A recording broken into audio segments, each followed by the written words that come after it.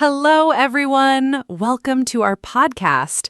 My name is Anna, and I am so happy you are here with us today.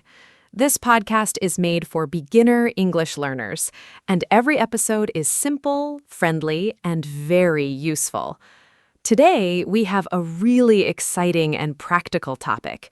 We are going to talk about how to study smart, not hard. Many people spend hours and hours studying, but do not see good results. The problem is often not how much they study, but how they study. I am joined by my wonderful co-host, Mark. Mark, say hello and tell us, were you a smart studier when you were at school?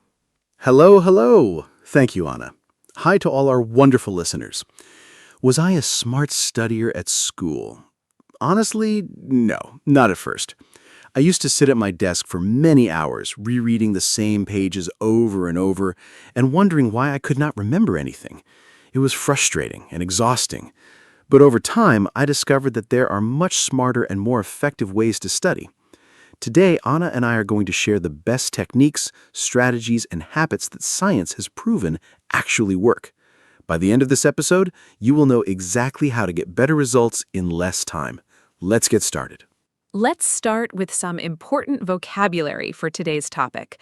To study smart means to use effective, efficient methods that produce the best results in the least amount of time. To study hard simply means to spend a lot of time and effort studying, often without a clear strategy. These are very different things. Other important words: technique, a specific method or way of doing something; strategy, a plan for achieving a goal; retention, the ability to remember and keep information in your memory; and active learning, engaging deeply with material rather than passively reading it; and to cram, to try to learn a large amount of information very quickly just before an exam. Studying hard without smart strategies is ineffective for one main reason. The human brain does not store information simply because you look at it for a long time. The brain stores information that is meaningful, repeated in smart ways, connected to what it already knows, and retrieved actively. Simply rereading your notes or textbook is one of the least effective study methods science has identified, but it is what most students naturally do. The phrase, "the illusion of knowing," describes this perfectly. When you reread something, it feels familiar, so you think you know it. But familiarity is not the same as real learning. Real learning means you can recall and use information without looking at it. The illusion of knowing. What a powerful and important concept. Now, let's talk about the first smart study strategy: active recall. Active recall means testing yourself on material instead of just reading it. Instead of looking at your notes and thinking, "Yes, I know this," you close your notes and try to remember the information from memory. You ask yourself questions. What are the main points of this topic? What did I just read? Can I explain this in my own words without looking? This forces your brain to work hard to retrieve the information, which strengthens the memory much more than passive rereading. A simple tool for active recall is flashcards. Active recall is one of the most powerful study techniques ever researched. Here's why it works so well. Every time you try to retrieve a piece of information from memory, even if you struggle and cannot remember it perfectly, your brain strengthens the connection to that information. The struggle to remember is not a sign that you are failing. It is actually the learning happening. Psychologists call this the testing effect, or retrieval practice effect. The simple act of testing yourself on material dramatically improves how well you remember it long term, compared to rereading the same material. Practical ways to use active recall: close your book and write everything you remember. Teaching the material to an imaginary student. I love that idea. Now, let's talk about the second powerful strategy: spaced repetition. Spaced repetition means reviewing information at gradually increasing intervals over time, rather than studying everything on the same day. For example, you learn something new today, you review it tomorrow, then 3 days later, then a week later, then a month later.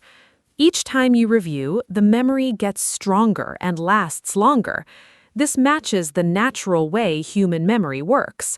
Our memories fade over time. Scientists call this the forgetting curve.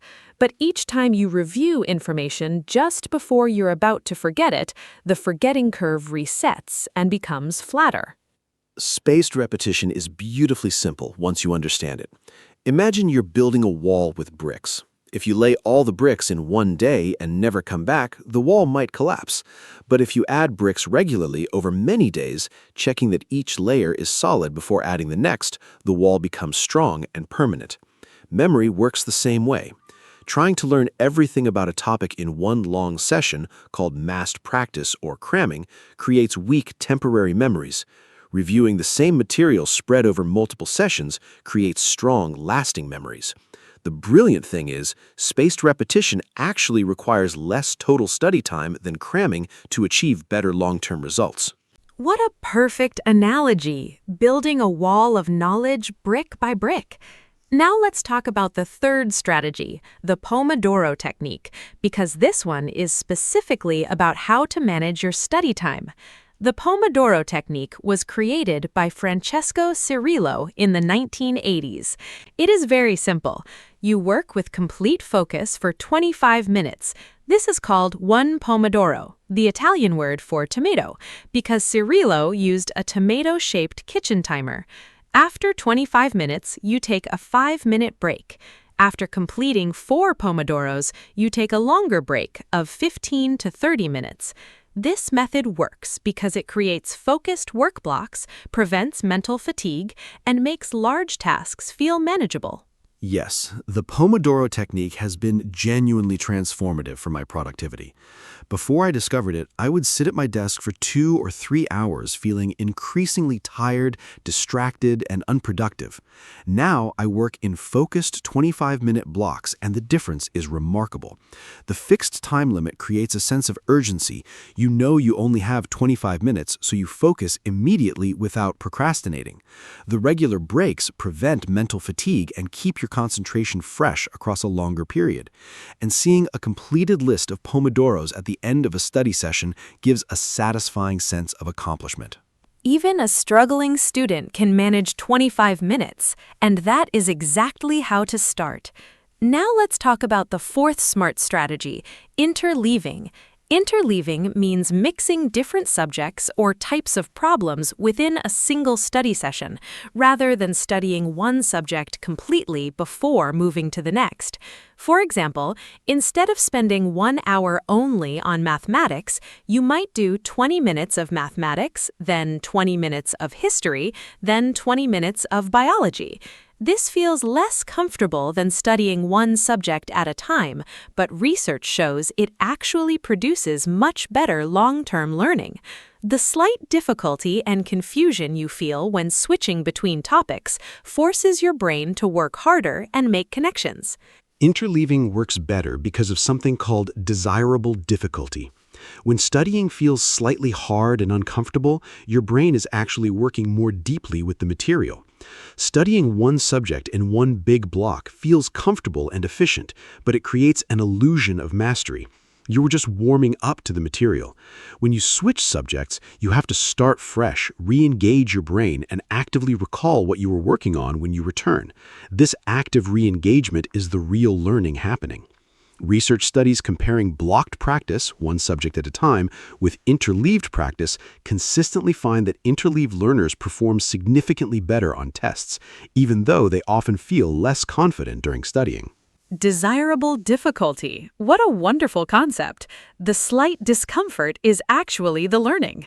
Now let's talk about the environment, because where and how you study has a significant impact on the quality and effectiveness of your studying. A good study environment has several key features. It is free from distractions, especially your phone and social media. It is comfortable, but not too comfortable. Studying in bed, for example, makes many people sleepy. It has good lighting, natural light is best, it is quiet or has only non-distracting background sound, and it is associated in your mind with studying. If you always study at the same desk, your brain begins to automatically shift into. My ideal study environment has a few non-negotiables. First, my phone is in another room or on airplane mode, completely out of sight. Notifications are the #1 enemy of focused study. Research shows that even having your phone visible on your desk, even face down, reduces your cognitive capacity. Just seeing it makes you think about it. Second, I sit at a proper desk with good lighting, not on a sofa or in bed. Third, I use noise-canceling headphones, either with silence or instrumental music without lyrics. Lyrics are very distracting when reading or thinking. Fourth, I keep my desk clear of unnecessary objects. Clutter creates mental noise. A prepared environment is a productive environment. I love that. Now let's talk about something many students do wrong: highlighting and underlining. Many students use colored highlighters on their textbooks and feel very productive while doing it. The page looks neat and colorful, and it feels like studying. But research consistently shows that highlighting and underlining are among the least effective study techniques available. Why? Because they are passive. You are just marking text, not deeply engaging with it. And because students tend to highlight too much, which does not help them identify the most important information. Marking your textbook in yellow does not make your brain remember it better.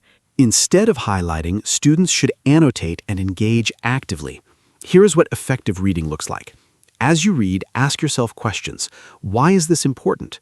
How does this connect to what I already know? Can I think of an example? Write these thoughts in the margins. This is called annotation. Summarize each section in your own words in the margin or in a separate notebook. This forces active processing. Create a simple outline of the main points without looking at the text.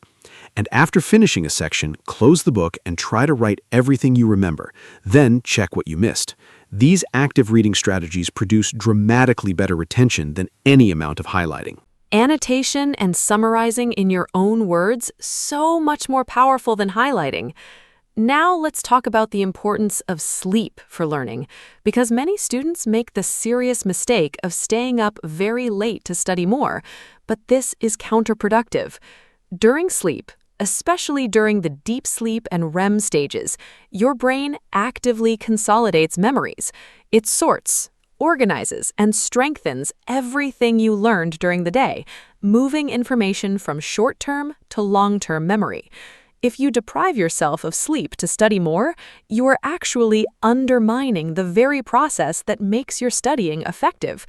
The phrase "sleep on it" has real scientific meaning. Sleeping after learning significantly improves how well you remember. Sleep is possibly the single most important study tool that almost no student talks about. Here is what happens neurologically. During deep sleep, your brain replays and strengthens the neural pathways formed during the day's learning. During REM sleep, your brain makes creative connections between new information and things you already know. This is why you sometimes wake up with a new understanding of something you were confused about the day before. Studies show that sleeping between a learning session and a test dramatically improves test performance compared to staying awake from more study time. The practical advice? Do your studying, then sleep. Do not cram at the expense of sleep. Sleep is studying. Every student needs to hear that. Now let's talk about exercise and its relationship to learning, because this surprises many people. Physical exercise is not just good for your body, it is directly beneficial for your brain and your ability to learn.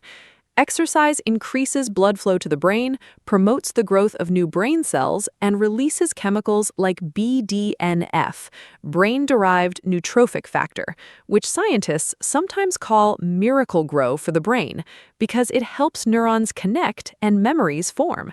Studies consistently show that students who exercise regularly have better memory, better concentration, and better academic performance than those who do not.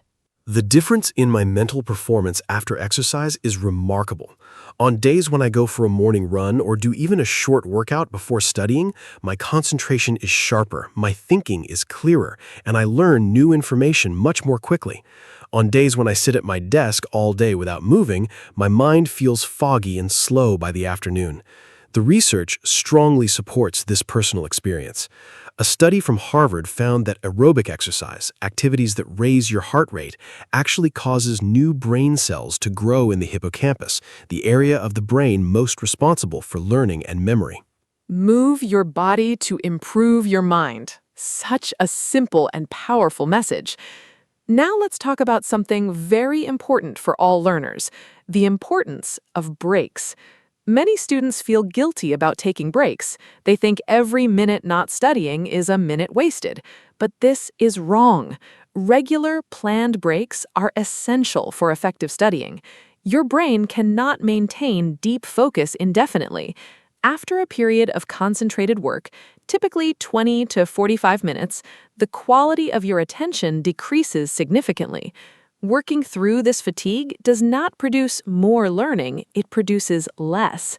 Planned breaks allow your brain to consolidate recent learning, reset your attention, and approach the next session with fresh focus. Effective study breaks are those that genuinely rest your brain, not those that simply replace one screen with another. Here is what I recommend. Stand up and move. Even walking to the kitchen and back gets blood flowing. Go outside briefly if possible. Fresh air and natural light are genuinely restorative for mental energy. Do a few minutes of gentle stretching. Your body gets stiff from sitting.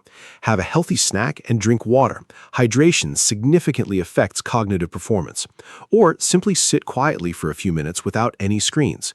What I do not recommend for breaks: checking social media, watching videos, or playing phone games.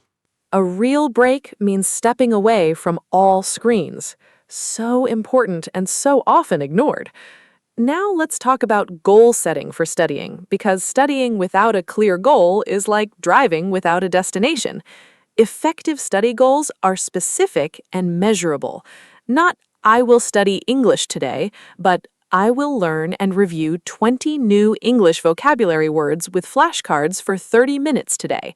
Not, I will study for my exam, but I will complete and self-test on chapters 3 and 4 today. When your study goal is specific, you know exactly when you have achieved it. This creates motivation, focus, and a satisfying sense of completion when you finish.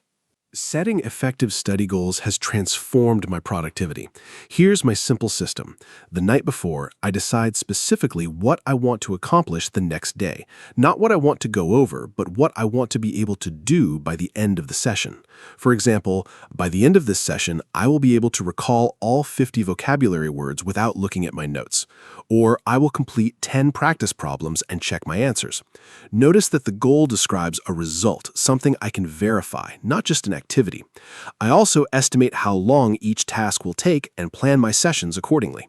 Specific outcomes make studying more effective and more satisfying. Perfectly said.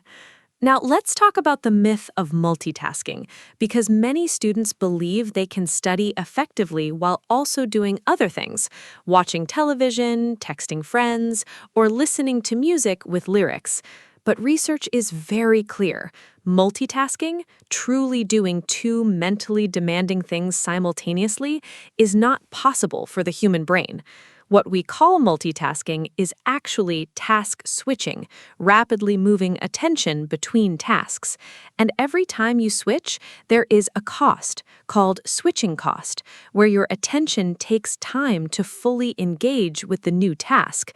This makes every individual task slower and less accurate. The impact of distractions during studying is much greater than most people realize. Research by Gloria Mark at the University of California found that after being interrupted, even briefly, it takes an average of 23 minutes to fully return to the original task. So one quick check of your phone does not cost you 30 seconds. It potentially costs you more than 20 minutes of full concentration. This means that students who study for 2 hours with frequent phone checks may achieve far less deep learning than students who study with complete focus for just 45 minutes.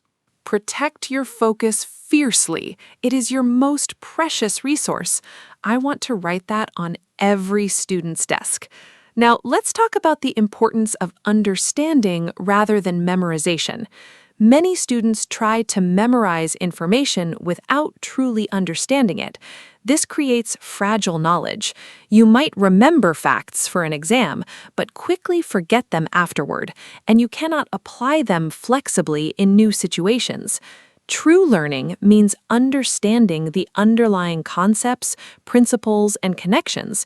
When you understand something deeply, you can remember it more easily, apply it in different contexts, and transfer it to new situations.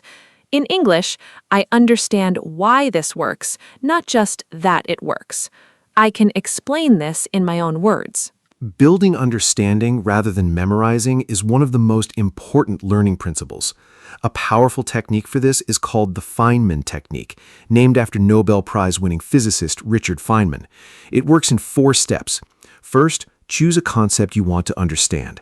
Second, explain it as simply and clearly as possible, as if you were teaching a 10-year-old child. Use plain language, no jargon. Third, identify the gaps. Where did your explanation break down? Where did you struggle to explain clearly? Those are the areas you do not truly understand yet. Fourth, go back to your source material and fill those gaps, then repeat. Simplicity is the sign of true understanding. That is such a powerful principle. Now, let's do a quick quiz for our listeners. I will describe a student's study behavior, and Mark will say whether this student is studying smart and suggest a better approach if needed. Ready? Situation 1. Mia has an exam in 3 days. She opens her textbook and spends 2 hours reading all her notes from the beginning, using a yellow highlighter to mark sentences she thinks are important. She reads everything twice and feels confident she knows it well. Listeners, is Mia studying smart? Think about what we have discussed today. Mark, what is your verdict, and what should Mia do instead? Mia is unfortunately not studying smart. She is using 2 of the least effective study techniques, passive rereading and highlighting. Rereading creates the illusion of knowing. Because the material looks familiar, she feels confident, but this familiarity is not the same as real memory or understanding. And highlighting is passive. It does not make her brain work hard to remember anything. Here's what Mia should do instead. After one reading, she should close the book and write down everything she can remember. Active recall. She should use flashcards to test herself on key facts. She should spread her review over 3 days, 1 solid session today, a review tomorrow, and a final review. Perfect advice for Mia. Now let's look at situation 2. Daniel studies for 30 minutes with complete focus. No phone, no music, at his desk. He uses flashcards to test himself on vocabulary. After 30 minutes, he takes a 10-minute walk outside, then he returns and studies a different subject for 25 minutes using the Pomodoro technique. In the evening, he reviews his earlier flashcards briefly and goes to bed at 10:30 to ensure 8 hours of sleep.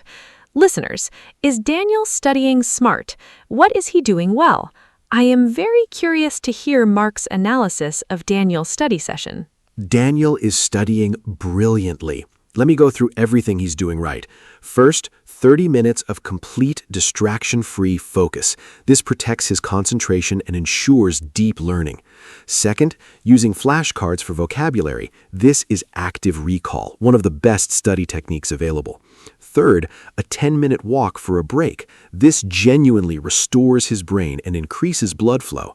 Fourth, switching to a different subject. This is interleaving, which again, research produces better long-term retention.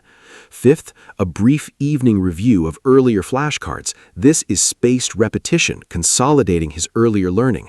And sixth, getting 8 hours of sleep, allowing his brain to fully consolidate everything he learned during the day. Daniel is my new study hero. Now let's talk about something that often gets overlooked, the physical act of writing by hand. In our digital world, many students take notes on laptops or tablets, but research suggests that handwriting notes, physically writing by hand, leads to better learning than typing. The reason is fascinating. When you type, you can transcribe information very quickly, which means you often write down words almost verbatim without deeply processing them.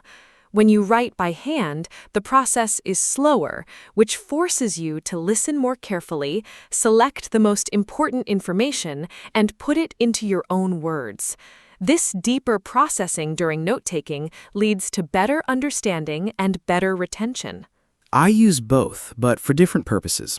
For learning new material and attending lectures or classes, I always prefer handwriting in a physical notebook. The slower pace forces me to process and summarize rather than transcribe. My handwritten notes are messier and shorter than typed notes, but they represent what I actually understood, not just what I heard. For organizing and reviewing information later, I sometimes transfer key points to a digital format, which is easier to search and reorganize. If you use a laptop for notes, a simple rule helps. Do not write full sentences. Force yourself to summarize in 4 or 5 words per point. This mimics the processing benefit of handwriting. Engage your brain, not just your fingers. Such a clear and practical principle. Now let's talk about learning in different ways, what is called multimodal learning. Our brains process and remember information much better when we encounter it in multiple different formats. Reading about a topic is one way, watching a video explanation is another, drawing a diagram is another, explaining it aloud to someone is another, creating a mind map is another. Each different format activates different parts of your brain and creates more connections to the new information, making it easier to remember and apply.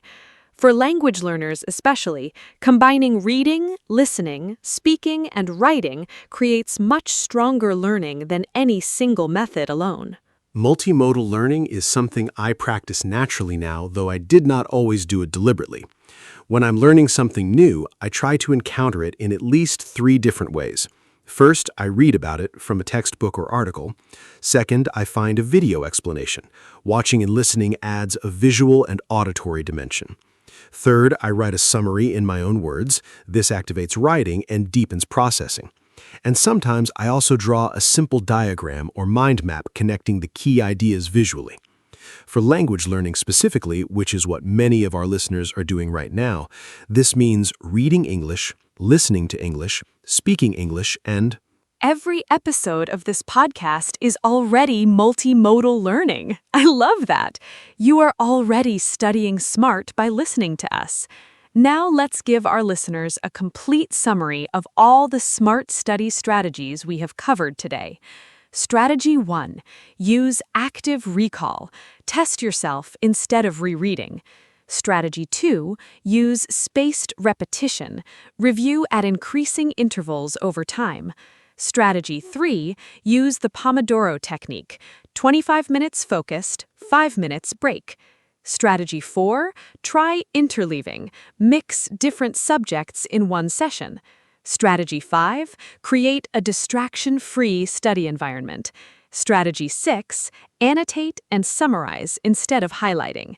Strategy 7. Protect your sleep. It is essential for memory consolidation. continuing the strategy list, Strategy 9 sets specific, measurable study goals for each session. Strategy 10, eliminate all distractions, protect your focus fiercely. Strategy 11, build understanding, not just memorization. Use the Feynman technique. Strategy 12, use multimodal learning. Read, watch, write, speak. Strategy 13, take handwritten notes to deepen processing. Strategy 14, never cram. Distributed practice always beats massed practice. Strategy 15, do practice tests and questions, the best exam preparation available. And Strategy 16, teach what you have learned to someone else, or to yourself out loud. If you can explain it clearly and simply, you truly know it. 16 smart study strategies. What an incredible toolkit. I feel like going back to school just listening to this episode. Let me give a final summary of today. We talked about the difference between studying smart and studying hard. We covered active recall, spaced repetition, the Pomodoro technique, and interleaving. We discussed creating a good study environment, the failure of highlighting, and the power of annotation. We talked about sleep, exercise, breaks, goal setting, and the dangers of multitasking. We explored understanding over memorization using the Feynman technique, multimodal learning, and handwritten notes. We did a quiz about Mia and Daniel, and we gave 16 complete study strategies. Thank you so much, Anna. This was one of the most practically useful episodes we have ever made. And a huge thank you to every listener who joined us today. Remember, studying smart means using your time and energy in the most effective way possible so that you learn more, remember more, and enjoy the process more. Every single one of the strategies we shared today is backed by real scientific research. They work. Start with one small change. Maybe try active recall for just 15 minutes today instead of rereading your notes. Notice the difference. Then add another strategy next week. Small, consistent improvements compound into extraordinary results over time. Hello, everyone. Welcome to our podcast. My name is Anna, and I am so happy you are here with us today. This podcast is made for beginner English learners, and every episode is simple, friendly, and useful. Today, we have a very special and meaningful topic. We are going to talk about freedom. Freedom is one of the most important words in the English language. People talk about freedom every day, in politics, in daily life, in relationships, and in their personal goals and dreams. I am joined by my wonderful co-host, Mark. Mark, say hello and tell us, what does the word freedom mean to you? Hello, hello. Thank you, Anna. Hi to all our wonderful listeners. The word freedom means a great deal to me. At its most basic level, freedom means the ability to make your own choices without being controlled or stopped by others. But freedom is also much bigger than that. It is about opportunity, dignity, and the right to live your life in a way that feels true to who you are. Today, Anna and I are going to explore freedom from many different angles: personal freedom, freedom of speech, freedom of movement, and much more. We will also share lots of useful English vocabulary and phrases. Let's begin this important and inspiring conversation. Let's start with the basics. What does freedom actually mean? Freedom means the state of being free, being able to act, speak, or think without restriction. The adjective form is free. For example, she feels free to speak her mind. He is free to go wherever he wants. The opposite of freedom is restriction, control, or oppression. A person without freedom is controlled, limited, or imprisoned. In English, there are many related words. Liberty, which means almost the same as freedom, often used in formal or political contexts. Rights, the things you are legally allowed to do. Equality, when everyone has the same rights and opportunities. Great question. There are many important types of freedom that people talk about in everyday life and in society. Freedom of speech, the right to say what you think without punishment. Freedom of movement, the ability to travel and live where you choose. Freedom of religion, the right to practice any religion or no religion at all.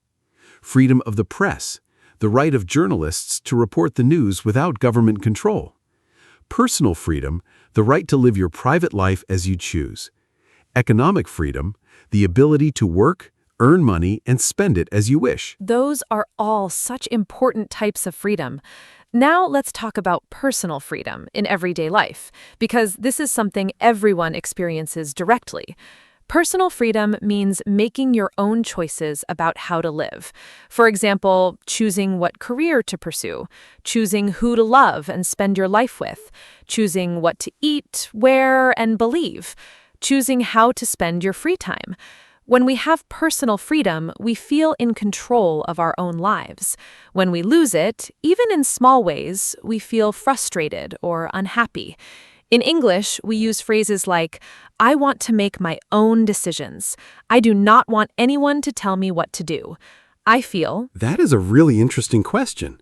I feel very fortunate to have a great degree of personal freedom in my daily life. I can choose my work, my friends, my home, and how I spend my time. I can speak my opinions openly and practice whatever beliefs I hold. But I also recognize that true freedom requires responsibility. Freedom does not mean doing whatever you want without thinking about others. As the saying goes, your freedom ends where another person's freedom begins. This means that we must exercise our own freedom in a way that respects the rights and well-being of others. your freedom ends where another person's freedom begins. What a powerful and wise saying. Now let's talk about freedom of speech, because this is one of the most discussed and debated freedoms in the modern world. Freedom of speech means you have the right to express your opinions, ideas, and beliefs in conversation, in writing, in art, and in public. In democratic countries, freedom of speech is protected by law. However, even in countries with this protection, there are limits. For example, you cannot use speech to incite violence or spread dangerous lies that harm others. In English, useful phrases related to speech and expression: I have the right to say what I think. Everyone is free. Freedom of speech is essential for so many reasons. First, it allows people to criticize their government and powerful institutions without fear. This is the foundation of a healthy democracy. Leaders who cannot be criticized tend to become corrupt and dangerous. Second, freedom of speech allows new ideas to be shared and debated.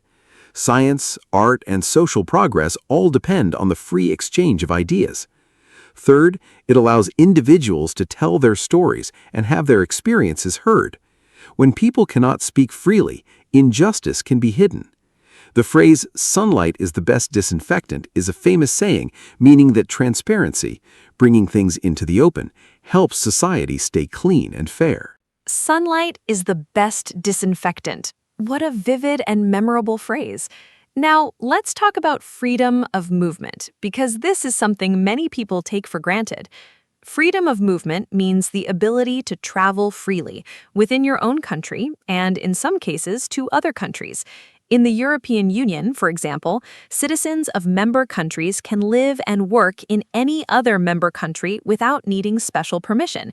This is a remarkable freedom that millions of people benefit from. However, not everyone in the world has this freedom.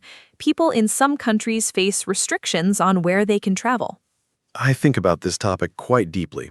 I am very fortunate to hold a passport that allows me to travel to many countries with little difficulty, but I am aware that this is not the case for everyone in the world.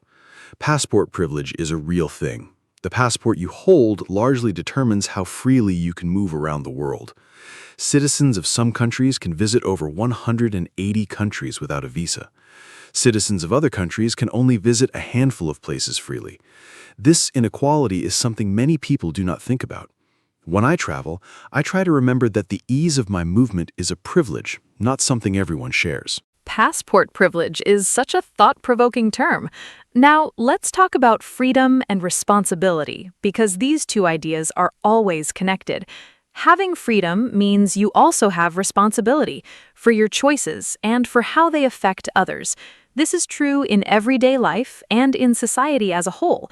For example, the freedom to drive a car comes with the responsibility to follow traffic laws and drive safely.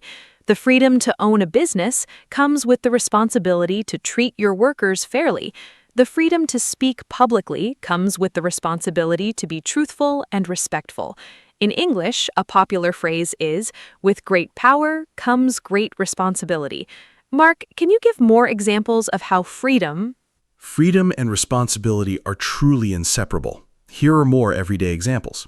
The freedom to use social media comes with the responsibility not to spread false information or bully others online. The freedom to have children comes with the enormous responsibility of caring for and raising them well. The freedom to live in a democratic country comes with the responsibility to participate by voting, staying informed, and being an active citizen. The freedom to eat whatever you choose comes with the responsibility to consider the impact on your health and on the environment. And the freedom to have a voice comes with the responsibility to listen as well as speak. Responsibility transforms freedom from selfishness into wisdom. Beautifully said. Now, let's talk about financial freedom, because this is something many people dream about. Financial freedom means having enough money saved and invested that you do not need to work just to pay your basic bills. It means you have choices about how to spend your time, rather than being forced to work long hours in a job you dislike. Some people achieve financial freedom through saving carefully, investing wisely, and spending less than they earn over many years. Others build businesses that eventually provide passive income, money that comes in without requiring constant active work. Financial freedom is something I think about a lot. To me, it does not necessarily mean being extremely wealthy. It means having enough to cover your needs comfortably, enough savings to handle unexpected problems, and enough flexibility to make choices based on what you value rather than just financial necessity. I do believe it is achievable for many people through consistent saving habits, living within your means, and making smart decisions about money over time. However, I also recognize that structural inequalities in society make financial freedom much harder for some people than others. Wages, access to education, healthcare costs, and economic opportunity are not equally distributed. Living within your means is such a key phrase for financial freedom. Now, let's talk about freedom and relationships, because the way freedom operates within personal relationships is very interesting. In a healthy relationship, whether a friendship, a romantic relationship, or a family relationship, both people should feel free to be themselves. They should be able to express their thoughts and feelings honestly, pursue their own interests and friendships outside the relationship, and make personal decisions without constant control or judgment. When one person in a relationship controls or restricts the other too much, it becomes unhealthy. In English, we use phrases like, "I feel free to be myself with you." A good relationship gives you space. Healthy freedom in a relationship is so important. I think it means mutual trust and respect, trusting your partner enough to give them space and respecting their individuality and independence. It means supporting each other's separate friendships, hobbies, and personal goals. It means being able to disagree, express different opinions, and even spend time apart without feeling threatened or jealous. The phrase "love sets you free" suggests that real love does not trap or restrict, it liberates. A partner who loves you genuinely wants you to grow, explore, and be your full self. Controlling behavior, checking someone's phone, limiting their friendships, or making all decisions for them is the opposite of love. Real love and real freedom go hand in hand. What a beautiful and true statement. Now let's talk about freedom and creativity. When we have the freedom to create, to write, paint, sing, dance, build, or imagine, we express our most genuine and unique selves. Creative freedom means making art or ideas without being told exactly what to think or produce. History shows us that some of the greatest works of art and literature were created in conditions of restriction, people finding creative freedom even in difficult circumstances. In English, we often say someone has creative freedom when they are given space to make their own artistic decisions. Creativity and freedom are deeply connected, though creativity is remarkably resilient. It finds expression even in the most restrictive conditions. Many great artists, writers, and musicians have created extraordinary work under censorship, poverty, or oppression. They found ways to communicate truth through metaphor, symbol, and hidden meaning. However, I believe creativity truly flourishes when people have genuine freedom. Freedom to explore ideas without fear, freedom to challenge conventions, freedom to fail and try again. When people feel free, they take creative risks, and creative risk-taking leads to real innovation and beauty. The phrase, "necessity is the mother of invention," suggests that even restriction can drive creativity, but I believe freedom is still the best environment for it. Freedom is the best environment for the human creative spirit to bloom. I love that image. Now let's talk about freedom and nature. Many people feel a profound sense of freedom when they are in nature, in the mountains, by the sea, in a forest, or in a wide open field. Being in nature removes the restrictions of daily life. No screens, no schedules, no demands. You can move freely, breathe fresh air, and feel connected to something larger than yourself. In English, we have beautiful phrases about this feeling. Feeling free as a bird, the open road, the great outdoors, and breathing room, meaning space to relax and think freely. I feel enormously free in nature. There is something almost magical about being in a wide open natural landscape. When I hike in the mountains, I feel the weight of everyday worries literally lift from my shoulders. The scale of the landscape, the vast sky, the distant horizon, the silence puts everything in perspective. Small problems seem less important. Big questions feel more approachable. The phrase, to get some headspace, means to gain mental clarity and perspective, and nature does this beautifully. I think many people in modern, busy urban lives are deeply hungry for this kind of freedom, the simple freedom of open space, fresh air, and quiet. To get some headspace, such a useful and evocative phrase. Now let me ask you something a little different. Is absolute freedom, total freedom with no rules or limits at all, actually desirable? This is a very interesting philosophical question. If there were absolutely no rules, no laws, and no limits on what anyone could do, would people be more free, or would life become dangerous and chaotic? Many philosophers have thought about this question. Thomas Hobbes, a famous English philosopher, argued that without rules, life would be nasty, brutish, and short. Others argue that freedom requires some structure to protect everyone's rights. Mark, what do you think? Is total, unlimited freedom actually a good thing? This is a fascinating question. I do not think total, unlimited freedom is truly desirable or even possible in a society. Here's why. If one person has total freedom to do absolutely anything, then other people lose their freedom because they become victims of that person's unchecked actions. True freedom for everyone requires a social agreement, rules and laws that protect each person's rights and prevent one person from violating another's. This is the idea behind the social contract in political philosophy. We give up some absolute freedoms, like the freedom to harm others without consequence, in exchange for living safely and cooperatively in society. Structured freedom is the most meaningful kind. What a clear and wise conclusion. Now let's talk about freedom and education. Education is one of the most powerful tools for creating genuine freedom. When you have knowledge, when you can read, think critically, understand the world, and communicate effectively, you have more choices in life. You are less likely to be manipulated or deceived.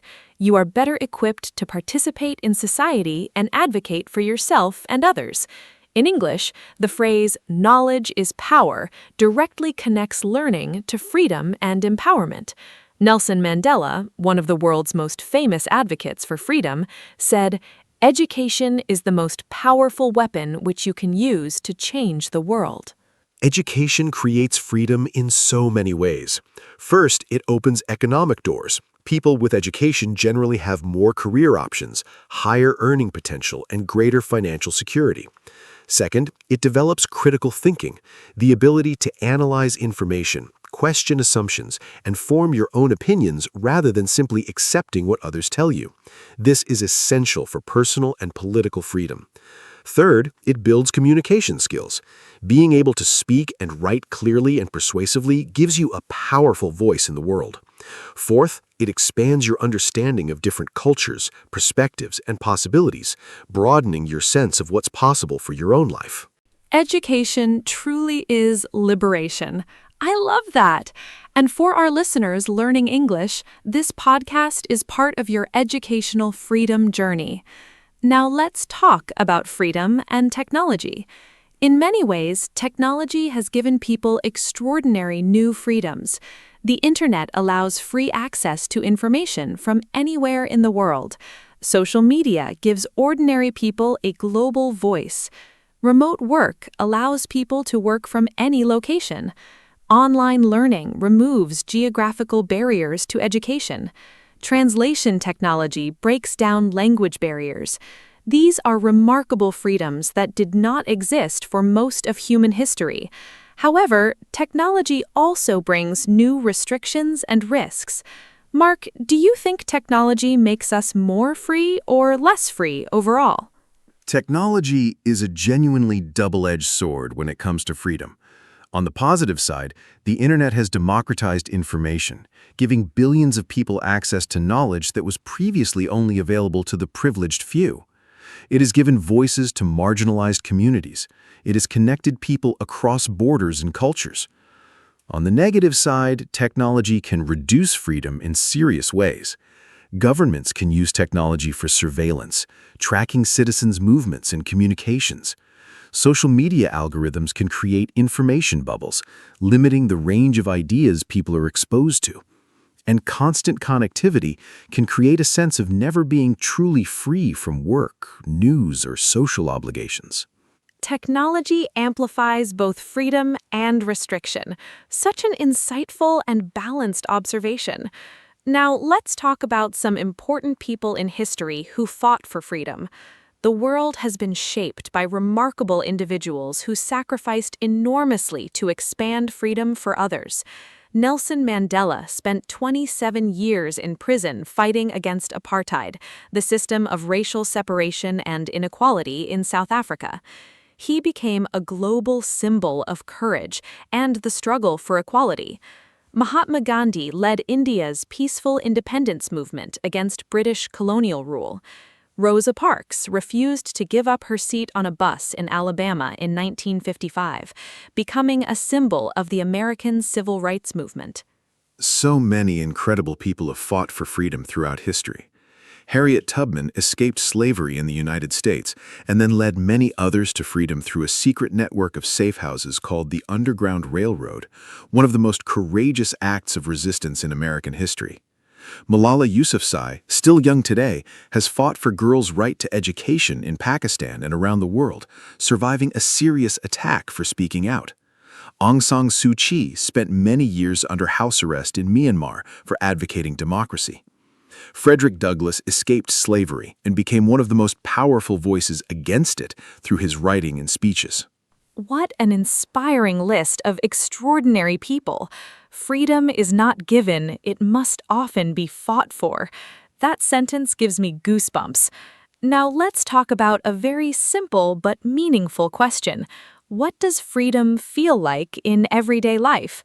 Not the big political or philosophical kind, but the small, daily feeling of being free. The feeling when you finish work on a Friday evening and have a whole weekend ahead. The feeling when you finish an exam or a difficult project. The feeling when you step outside on a beautiful morning with nowhere specific to be. The feeling of being completely understood by a good friend. Oh, I love this question. The everyday moments of freedom are some of the most precious. My favorites, the feeling of finishing a challenging piece of work and closing my laptop, knowing the task is done and I am free. The moment I step off a plane in a new country and feel the air of a different place, pure freedom of possibility. Sunday morning with no schedule, drinking coffee slowly, reading a book with nowhere to be. A long walk with no destination, just walking where curiosity leads me. And the wonderful feeling of laughing deeply with close friends. Being so comfortable and accepted that you can be completely yourself. Being fully yourself with no pretense. That is such a profound definition of freedom. Now let's talk about inner freedom, freedom of the mind and spirit. This is perhaps the deepest kind of freedom. You can be physically restricted in a difficult job, in a difficult place, in a difficult situation, and still have inner freedom. Inner freedom is the freedom to choose how you think, what you value, and how you respond to your circumstances. Viktor Frankl, an Austrian psychiatrist who survived Nazi concentration camps, wrote about this beautifully in his book, Man's Search for Meaning. He said that even in the most terrible circumstances, the last human freedom is the freedom to choose. Viktor Frankl's idea of inner freedom is one of the most powerful and moving concepts I have ever encountered. He demonstrated that even in conditions of extreme suffering and total physical restriction, a person can maintain their dignity and their inner life. They can choose to find meaning, to maintain hope, to act with love and courage. This is an extraordinary and inspiring insight. Stoic philosophy, an ancient Greek and Roman tradition, also emphasizes inner freedom. The Stoics taught that we cannot always control external events, but we can always control our response to them. The phrase respond, do not react captures this idea. Respond, do not react. Such a powerful phrase for daily life. Now let's give our listeners some useful English expressions and idioms related to freedom. Free as a bird, completely free with no restrictions. Break free, to escape from something that was holding you back. Set someone free, to release someone from restriction. Give someone free rein, to allow them to do whatever they choose. Footloose and fancy-free, having no responsibilities or commitments, completely free. The world is your oyster. You have complete freedom and many opportunities in front of you. Cut loose, to become free from something, often to relax and have fun. More wonderful freedom expressions. Born free, a famous phrase from a song and film about a wild lion, meaning freedom is a natural state. Fly the nest, when young adults leave home and become independent for the first time. Spread your wings, to explore new opportunities and become more independent. No strings attached, complete freedom with no hidden conditions or obligations. The open road, a symbol of freedom and adventure, often used when talking about travel or new beginnings. Think outside the box, to be free in your thinking, not limited by conventional ideas. March to the beat of your own drum is one of my all-time favorite English expressions. It beautifully captures the idea of living authentically and independently. Now let's talk about the relationship between freedom and happiness. Research in psychology suggests that having choices, having freedom, does make people happier, to a point. But too many choices can actually cause anxiety and dissatisfaction. This is called the paradox of choice. Psychologist Barry Schwartz found that when people have too many options, they often feel less satisfied with their final choice because they wonder if a different choice would have been better. So freedom and happiness are connected, but the relationship is more complex than it first appears. The paradox of choice is a fascinating idea. I think freedom is essential for happiness, but you are right that unlimited choices do not automatically mean more happiness. The research suggests that a moderate amount of meaningful choice is most conducive to well-being, enough to feel autonomous and self-determining, but not so many options that you feel overwhelmed and paralyzed. I also think the kind of freedom matters enormously. Freedom to pursue meaningful relationships, creative work, and personal values tends to produce lasting happiness. Freedom to simply consume endlessly, choosing between hundreds of products or entertainment options, tends to produce only temporary satisfaction. Simple, bounded freedom exercised with intention. I am going to write that down. Now let's do a quick and fun quiz for our listeners. I will give a definition, and Mark will tell us the correct word or phrase. Listeners, try to answer before Mark speaks. First, this is the freedom to say what you think without punishment. What is the correct term in English? Think about it. We talked about this earlier in today's episode. It's one of the most fundamental freedoms in a democratic society, and it's protected by law in many countries around the world. Can you remember the term? The answer is freedom of speech. The complete phrase is freedom of speech, the right to express your opinions, ideas, and beliefs without fear of punishment. Well done to all our listeners who got it right. Let me give the next quiz question. This is the phrase we use to describe a person who has no commitments or responsibilities and is completely free. Think about it carefully. It's a fun, informal English idiom. We mentioned it earlier in the episode when we talked about freedom expressions and idioms. It has 4 words. The phrase describes someone who is free to go anywhere and do whatever they choose. It sounds a little old-fashioned, but is still used today. The answer is footloose and fancy-free. A person who is footloose and fancy-free has no ties, no responsibilities, and is completely free to do whatever they wish. A truly free spirit. Now here is my final quiz question for our listeners. This is the name for the type of freedom that Viktor Frankl wrote about, the freedom that exists even in very difficult circumstances, inside a person's own heart and mind. It's a two-word phrase, and we discussed it in today's episode. Even when people are physically restricted or in a very hard situation, they can still have this type of freedom. Think about your answer. The answer is inner freedom. Viktor Frankl wrote about inner freedom, the freedom to choose your attitude, your values, and your response to any situation, no matter how difficult. Even when external circumstances are beyond our control, inner freedom remains available to everyone. This idea is profoundly hopeful and empowering. It means that true freedom is never completely taken from a person. Something essential always remains. 3 for 3 on the quiz. I hope our listeners enjoyed testing their knowledge. This topic is so rich and so important. Freedom is not just a political concept, it's something every person experiences, thinks about, and seeks in their own life every single day. What a rich, deep, and inspiring episode this has been. I feel genuinely moved by everything we discussed today. Let me give a final summary. We talked about the many types of freedom. Freedom of speech, movement, religion, and personal freedom.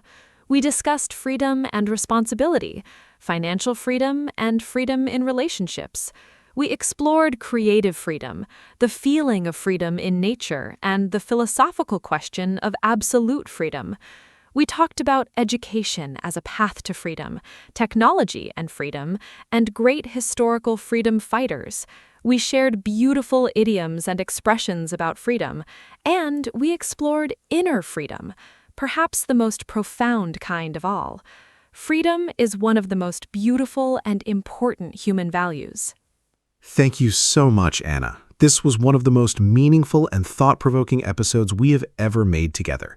And a huge thank you to every single listener who spent this special time with us. Freedom is not something to take for granted. It is precious, complex, and worth thinking about deeply. Whether your freedom is political, personal, financial, creative, or inner, it matters. Use today's English vocabulary and phrases in your real conversations. Talk about what freedom means to you. Ask a friend what makes them feel free. Discuss the freedoms you value most. Language and freedom are connected. Every word you learn in English gives you more freedom to understand and engage. Hello, everyone. Welcome to our podcast. My name is Anna, and I am so happy you are here with us today. This podcast is made for beginner English learners, and every episode is simple, fun, and really useful. Today, we have a very special and romantic topic. We are going to talk about getting married. Marriage is something that almost everyone thinks about at some point in life, whether you are planning your own wedding, attending one as a guest, or just curious. There is so much to talk about and so much useful English vocabulary to learn. I am joined by my wonderful co-host, Mark. Hello, hello. Thank you, Anna. Hi to all our fantastic listeners. I feel very happy about today's topic. Marriage and weddings are wonderful subjects because they're full of joy, tradition, and really interesting vocabulary. Today, Anna and I are going to talk about proposals, engagement, planning a wedding, the wedding ceremony itself, honeymoons, and married life. We will also share lots of useful English words and phrases so you can talk about marriage and weddings with confidence. Whether you are married, single, or somewhere in between, I think you will enjoy this episode and learn a lot of practical English along the way. So let's start this beautiful journey together. Let's go! Let's start from the very beginning. What does getting married mean?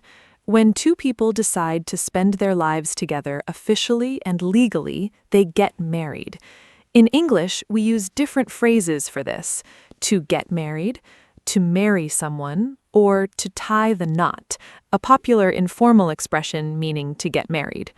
The person you marry is your husband if they are a man, or your wife if they are a woman.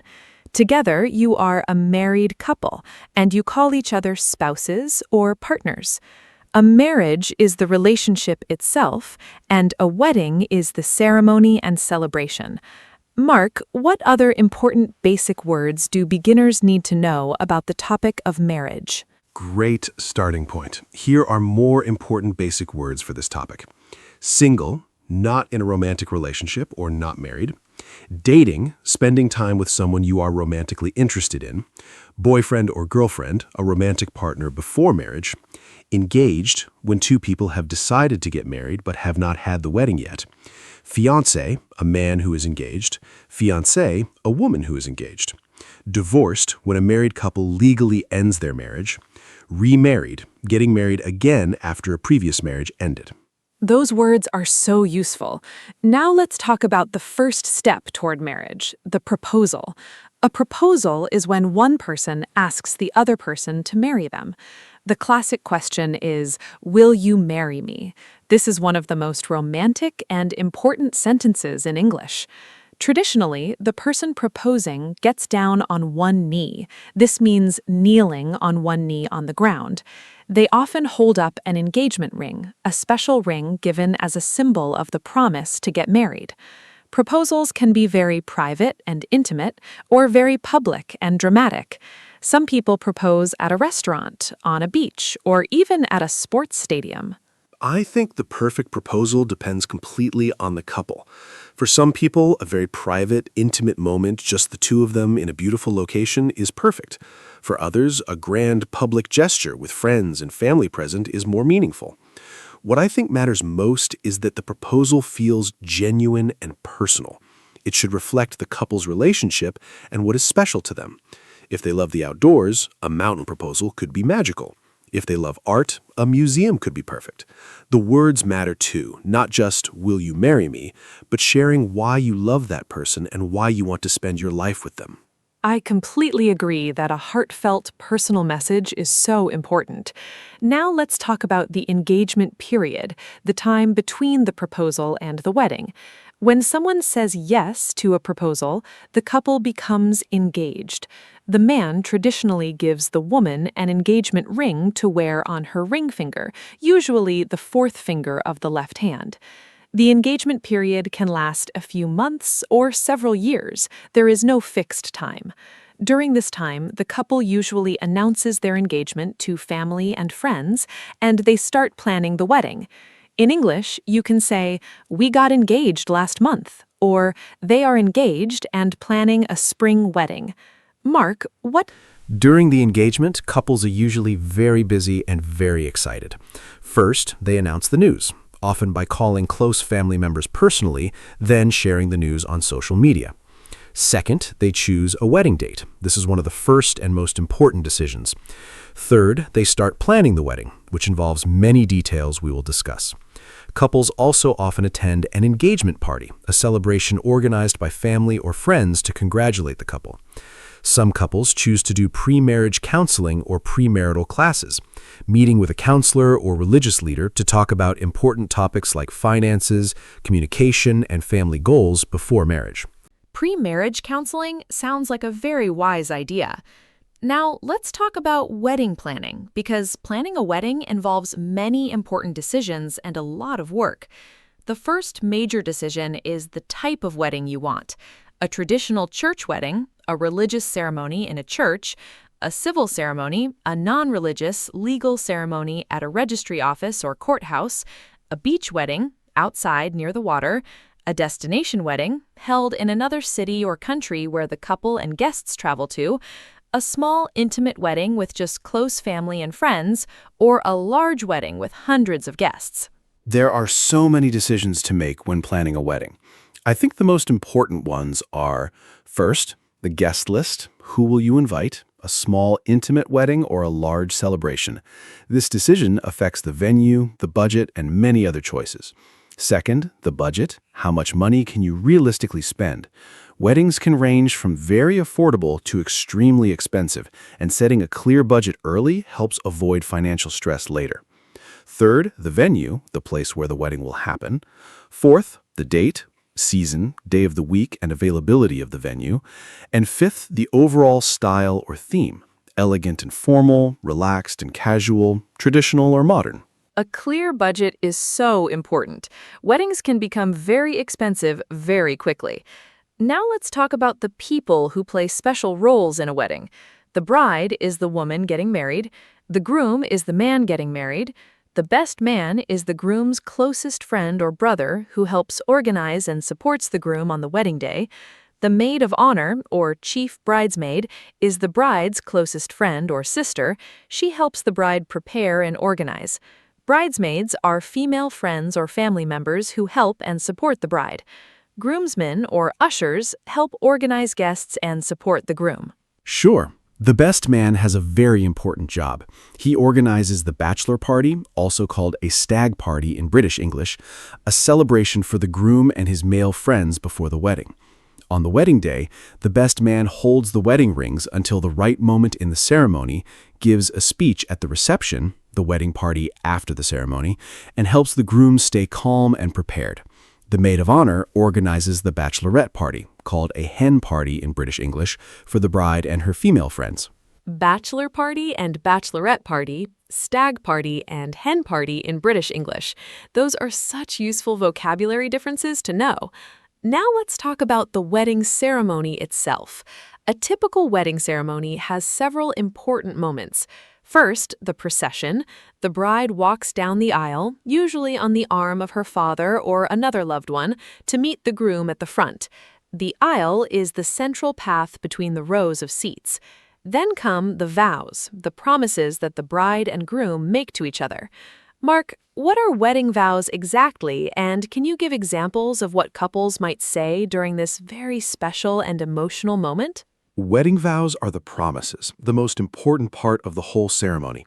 Traditional vows in English include famous words like, "I take you to be my lawfully wedded husband/wife, to have and to hold, from this day forward, for better, for worse, for richer, for poorer, in sickness and in health, to love and to cherish, until death do us part." These traditional words are very old and very beautiful. Many modern couples also write their own personal vows, their own words expressing what they promise their partner. Personal vows can be funny, emotional, poetic, or simple, whatever feels true to the couple's relationship. You may now kiss the bride, one of the most famous sentences in English. After the kiss, the couple is officially married. Now let's talk about the wedding rings, because rings are such an important symbol in marriage. The engagement ring is given at the proposal, usually a more decorative ring, often with a diamond or other gemstone. The wedding band or wedding ring is given during the ceremony. It is usually a simple, plain metal band in gold, silver, or platinum. Both rings are worn on the ring finger of the left hand in most Western countries. In some cultures, the rings are worn on the right hand. Mark, what do wedding rings symbolize? Wedding rings are one of the most universal symbols of marriage. A ring is a circle. It has no beginning and no end. This symbolizes eternal love, love that never ends. The ancient Egyptians first used rings to symbolize eternity and everlasting love. The tradition spread through history and is now practiced in cultures all around the world. The material matters too. Gold is associated with purity and value. The act of giving and receiving a ring is a public declaration. I choose this person and I want everyone to know it.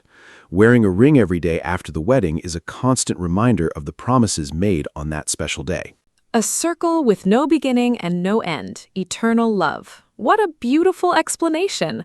Now let's talk about the wedding reception, because after the ceremony comes the celebration. The reception is the party that follows the wedding ceremony. It can be held in a grand hotel ballroom, a beautiful garden, a barn, a restaurant, or any special venue. The reception usually includes a meal called a wedding breakfast in British English, even if it is served in the evening. There is also wedding cake, a decorated cake that the couple cuts together as one of their first acts as a married couple. Mark, what other things typically happen at a wedding reception? Wedding receptions are so joyful and full of wonderful traditions. After the meal, there are usually speeches. The father of the bride speaks first, expressing love and wishes for his daughter and son-in-law. Then the groom speaks, thanking everyone for coming and expressing love for his new wife. The best man speaks last and usually tells funny stories about the groom. Then comes the first dance, the couple's first dance together as husband and wife, usually to a song with special meaning to them. After that, the whole dance floor opens and everyone celebrates. There's also bouquet throwing, where the bride throws her bouquet over her shoulder and the single women try to. The bouquet throw is such a fun tradition. Now let's talk about different wedding traditions from around the world, because weddings are celebrated very differently in different cultures, and this is really fascinating. In the United Kingdom, something old, something new, something borrowed, something blue is a traditional saying. Brides try to incorporate all four things into their outfit for good luck. In India, weddings often last several days and include many elaborate rituals and celebrations. In Japan, the traditional Shinto wedding involves the couple sharing cups of sake, rice wine, to symbolize unity. Mark, do you know any other interesting wedding traditions from around the world? Wedding traditions around the world are so wonderfully diverse. In Nigeria, weddings often include a traditional ceremony where the bride serves palm wine to guests. She walks among them and gives her cup to the man she wants to marry, signaling her choice. In China, red is the traditional wedding color, symbolizing luck and happiness. The bride often wears a beautiful red dress called the qipao. In Mexico, couples are bound together with a decorative rope or floral garland called a lazo during the ceremony, symbolizing their eternal bond. In Germany, the couple traditionally saws a log in half together as their first task as husband and wife, symbolizing teamwork. Sawing a log together in Germany? What a wonderful symbol of teamwork. Now let's talk about the honeymoon. The honeymoon is a holiday or trip that newlyweds, a newly married couple, take together after the wedding. It is a time to relax, celebrate, and begin life as a married couple. The word honeymoon comes from Old English and Scandinavian traditions, and it refers to the first sweet month of marriage. Popular honeymoon destinations include tropical beaches like the Maldives or Bali, romantic cities like Paris or Venice, safari adventures in Africa, or mountain retreats. Mark, where would your dream honeymoon destination be, and what makes a great honeymoon? What a wonderful question. My dream honeymoon destination would be Japan, spending 2 weeks exploring beautiful temples, stunning landscapes, amazing food, and unique culture. I think what makes a great honeymoon is completely personal to the couple. Some couples love adventure, hiking, exploring, and discovering new places. Others prefer pure relaxation, beach, sunshine, and no plans at all. Some couples love culture and history. Others prefer romance and luxury. The most important thing is that it suits both people's personalities and interests. It does not need to be expensive or exotic. Even a short road trip or a cozy cottage holiday can be a perfect honeymoon if you are with the right person. Being together is the most important element. So beautifully said. Now let's talk about some very useful English phrases for talking about weddings and marriage. If you want to congratulate a couple on their engagement, you can say, "Congratulations on your engagement," or "I am so happy for you both." When a couple gets married, common phrases include "Congratulations," "Wishing you a lifetime of happiness," "Best wishes to you and your new husband or wife." If you are invited to a wedding, you might say, "I am so honored to be invited.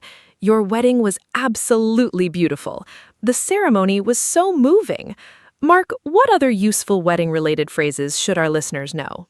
More useful wedding phrases. When talking about plans, we are planning a spring wedding. The big day is next June. We are still deciding on the venue. We have booked the church. For describing the event, it was the most beautiful wedding I have ever attended. The bride looked absolutely stunning. The ceremony made everyone cry, happy tears. The reception was so much fun. For RSVP, responding to a wedding invitation, you might write, "I am delighted to accept your kind invitation," or "I am unfortunately unable to attend but wish you all the best." And a very common informal phrase, "When is the big day?" asking when the wedding will be. When is the big day? Such a natural and common phrase. Now let's talk about wedding clothes and appearance, because how people dress for a wedding is very important in most cultures. The bride traditionally wears a white or ivory wedding dress, a long, formal gown. White has symbolized purity and celebration in Western weddings since the 19th century. The groom usually wears a formal suit, a morning suit, or sometimes a kilt in Scottish tradition. Guests also dress formally for weddings, usually smart casual or formal dress codes. Women often wear elegant dresses or suits in bright colors. Wedding fashion is so interesting. Accessories matter a lot at weddings. The bride often wears a veil, a thin piece of fabric over her face or hair. She carries a bouquet, a bunch of flowers chosen to match the wedding colors and theme. She might also wear a tiara or hair accessories. Flowers play a huge role in weddings. The venue is usually decorated with flowers, the bridesmaids carry smaller bouquets, and there are flowers on the wedding cake and the tables. The buttonhole or boutonniere is a single flower worn on the groom's jacket lapel, matching the bride's bouquet. Buttonhole flowers for the groom, such a lovely detail. Now I want to talk about wedding photography and videography, because capturing memories is such an important part of any wedding. A wedding photographer is hired to take professional photos throughout the day, from preparation in the morning to the final dance at the reception. A wedding videographer films the day so the couple can relive every moment. The wedding album, a collection of the best photos printed and beautifully bound, is treasured by couples for the rest of their lives. With modern technology, many couples also create wedding websites and share photos on social media. Wedding photography is incredibly important. Your wedding photos and videos are the only way you can truly revisit those moments forever. The day passes so quickly, it is often over in a blink, and photos capture every emotion, every smile, every tear of joy. Choosing a great photographer whose style you love is one of the most important wedding decisions. I think the best wedding photos feel natural and candid, capturing real moments rather than stiff, posed photos. Many couples do what is called a first look, a private moment where the groom sees the bride in her dress before the ceremony. The photos from these moments are always breathtakingly emotional. A photographer tells the story of the day. What a lovely way to think about it. Now let's talk about something practical: wedding guests. If you are invited to a wedding as a guest, there are some important things to know and do. First, RSVP promptly. Reply to the invitation quickly so the couple can plan numbers. Second, buy a wedding gift. In English, we often say, "What did you get them as a wedding gift?" Common gifts include money, items from the couple's gift list or registry, a list of items the couple has chosen that they would like, or a personal, sentimental gift. Third, arrive on time to the ceremony. Fourth, dress appropriately. Being a good wedding guest is very important. Here are more guest guidelines. Follow the dress code on the invitation. If it says formal, dress formally. Do not wear white as a guest. That is reserved for the bride. Turn your phone to silent during the ceremony. Do not take photos during the ceremony unless the couple specifically invites guests to do so. Many couples prefer an unplugged wedding, where guests put their phones away. Be present and engaged rather than on your device. If there's a seating plan, sit in your assigned seat. Eat and drink responsibly. Write a heartfelt message in the wedding card. Unplugged wedding. What a modern and lovely idea. Now let's talk about the language of marriage itself. In English, there are many idioms and expressions related to marriage and love.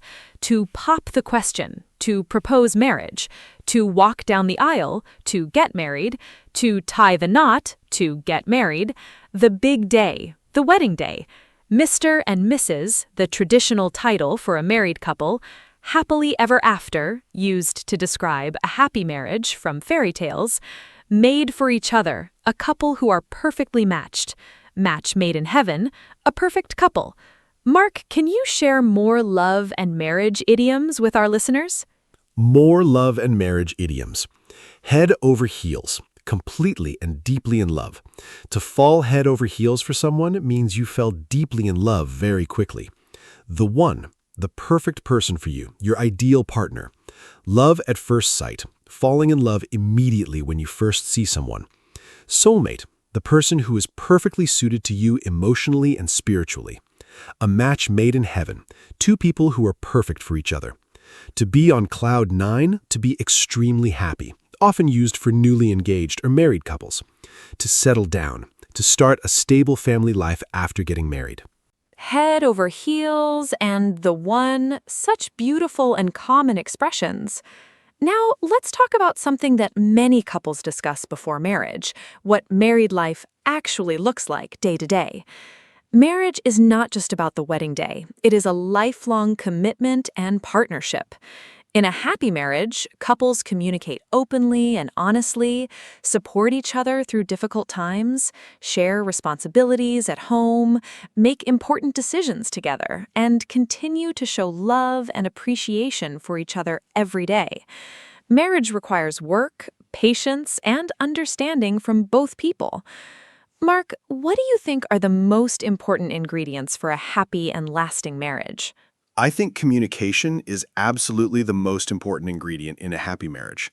Being able to talk honestly and listen patiently to your partner, especially during disagreements, is essential. Respect is also fundamental. Respecting your partner's opinions, needs, and individuality even when you see things differently. Shared values and goals, like having similar ideas about family, finances, and the future, create a strong foundation. Trust is essential too, knowing your partner is honest and reliable.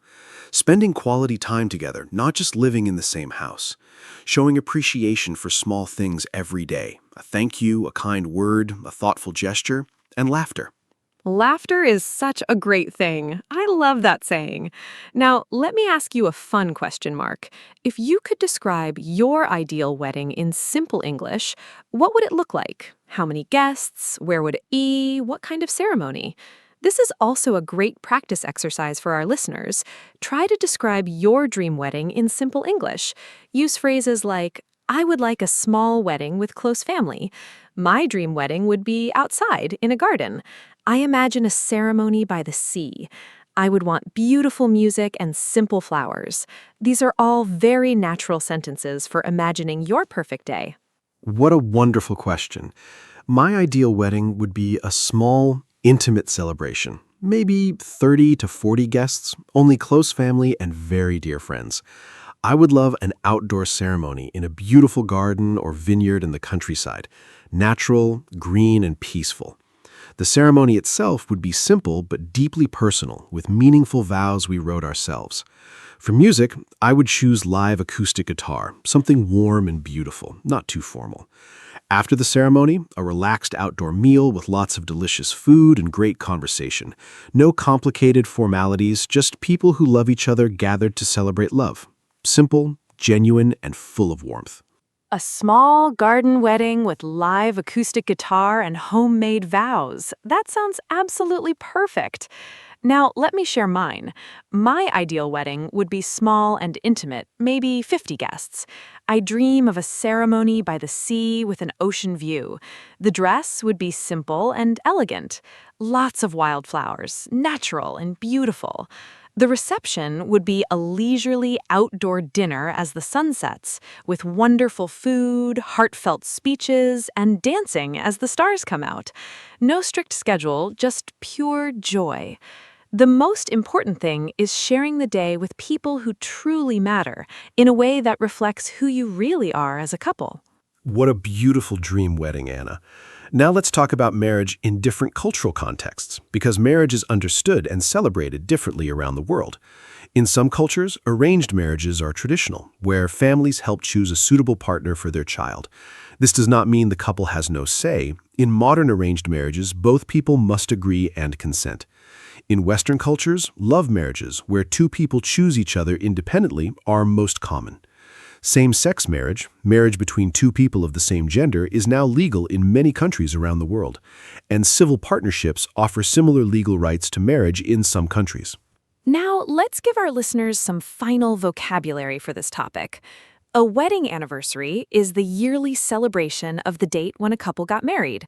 Happy anniversary is what you say to a married couple on their anniversary. Different anniversaries have traditional names. The first anniversary is called the paper anniversary, the 5th is wood, the 10th is tin, the 25th is silver, and the 50th is gold. That is called the golden anniversary. 50 years of marriage. Incredible! The couple who has been married the longest is sometimes called the golden couple. Mark, what other marriage vocabulary should our listeners know? More useful marriage vocabulary. A prenuptial agreement, often called a prenup, is a legal document some couples sign before marriage outlining how assets would be divided if the marriage ends. A surname or last name.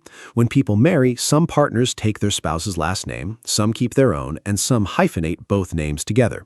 In-laws are the parents and family members of your spouse, your mother-in-law, father-in-law, brother-in-law, and sister-in-law. Renewal of vows is a ceremony where an already married couple reaffirms their wedding promises, often on a significant anniversary. And newlyweds means a couple who were very recently married. These words come up often in everyday English conversations about marriage and family life. Mother-in-law, father-in-law, these are words everyone needs to know.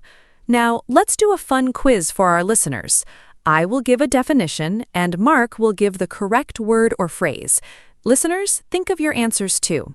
First, this is the ring given when someone proposes marriage. What is it called? Second, this is the party for the groom and his male friends before the wedding. What is this celebration called? Third, this is the word for a newly married couple on their first trip together. What is this special word? Mark, what are the correct answers for these three? Great quiz. Let me answer each one. First, the ring given during a marriage proposal is called an engagement ring. It is usually more decorative than the wedding band and is often worn together with it after the wedding. Second, the party for the groom and his male friends before the wedding is called a bachelor party in American English or a stag party in British English. Both mean the same thing. Third, the trip that newlyweds take together right after their wedding is called a honeymoon. The equivalent party for the bride and her female friends is called a bachelorette party in American English or a hen party in British English. 3 for 3. 3 for 3! Perfect answers!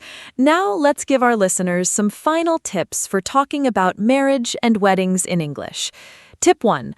Learn the key vocabulary: bride, groom, ceremony, reception, vows, rings, and honeymoon. Tip 2. Practice phrases for congratulating couples. Congratulations. Wishing you every happiness. Best wishes to you both. Tip 3. Know the difference between British and American English terms: hen party versus bachelorette party, stag party versus bachelor party. Tip 4. Practice describing a wedding you attended or your dream wedding.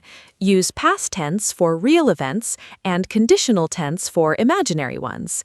Mark, any final tips for our listeners? A few more final tips.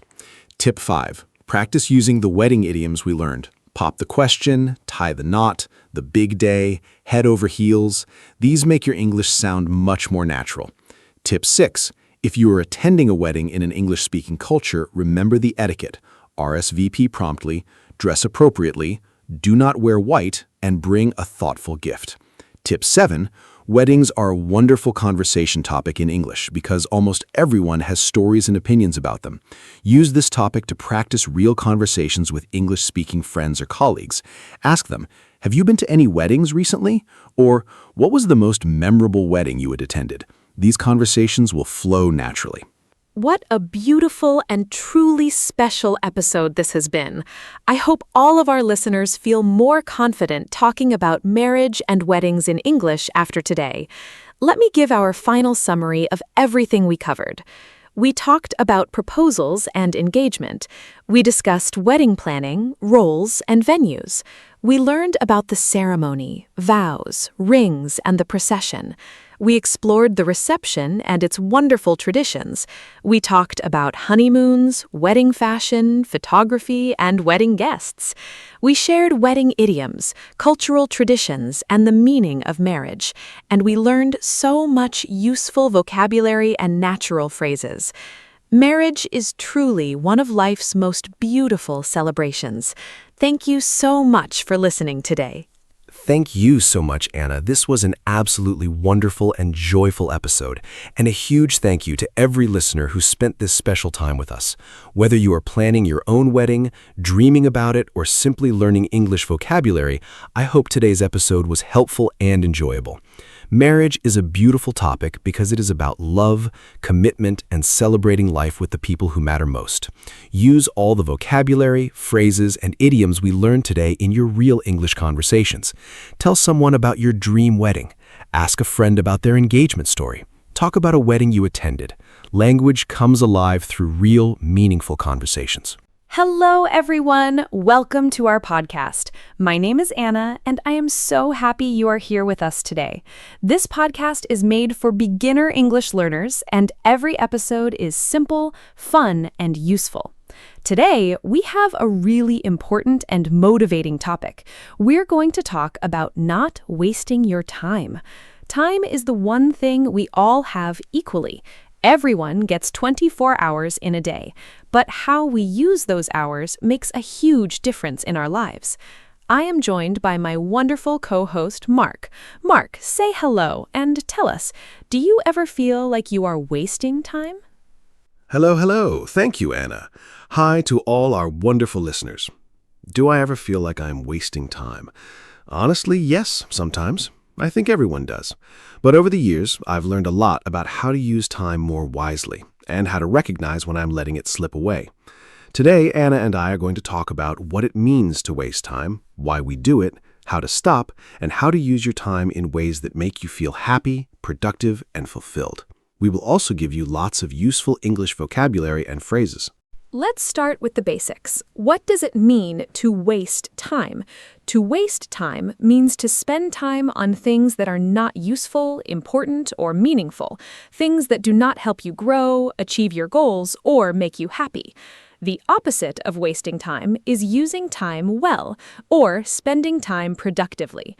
Some useful English vocabulary for this topic: productive, doing something useful and getting good results; efficient, completing tasks with the least amount of time or effort wasted; priority, something that is more important than other things; procrastinate, to delay doing something, especially something you should do. Great vocabulary to start with. The most common ways people waste time are quite relatable. Scrolling endlessly through social media, watching videos and reading posts without any clear purpose, sometimes for hours. Watching TV programs you do not even really enjoy just because the TV is on. Doing small, easy tasks to avoid a bigger, more difficult one. This is called procrastination. Saying yes to things you do not want to do and spending time on other people's priorities instead of your own. Overthinking, spending so much time worrying about decisions that you never actually make them. And waiting for the perfect moment, the perfect plan, or the perfect conditions before starting something important.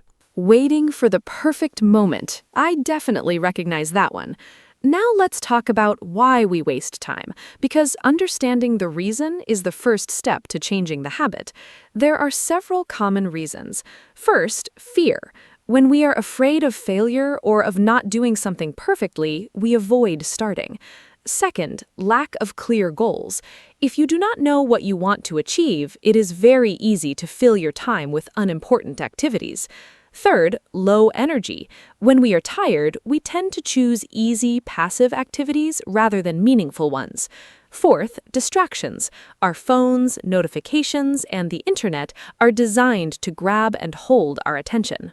The psychology of wasting time is very interesting.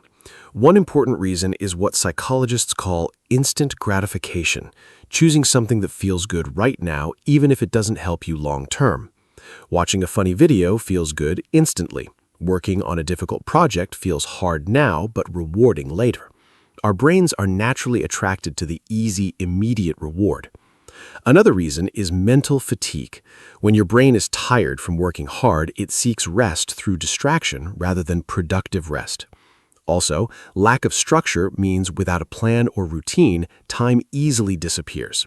And finally, some people waste time because they are simply not aware of how much time they are losing.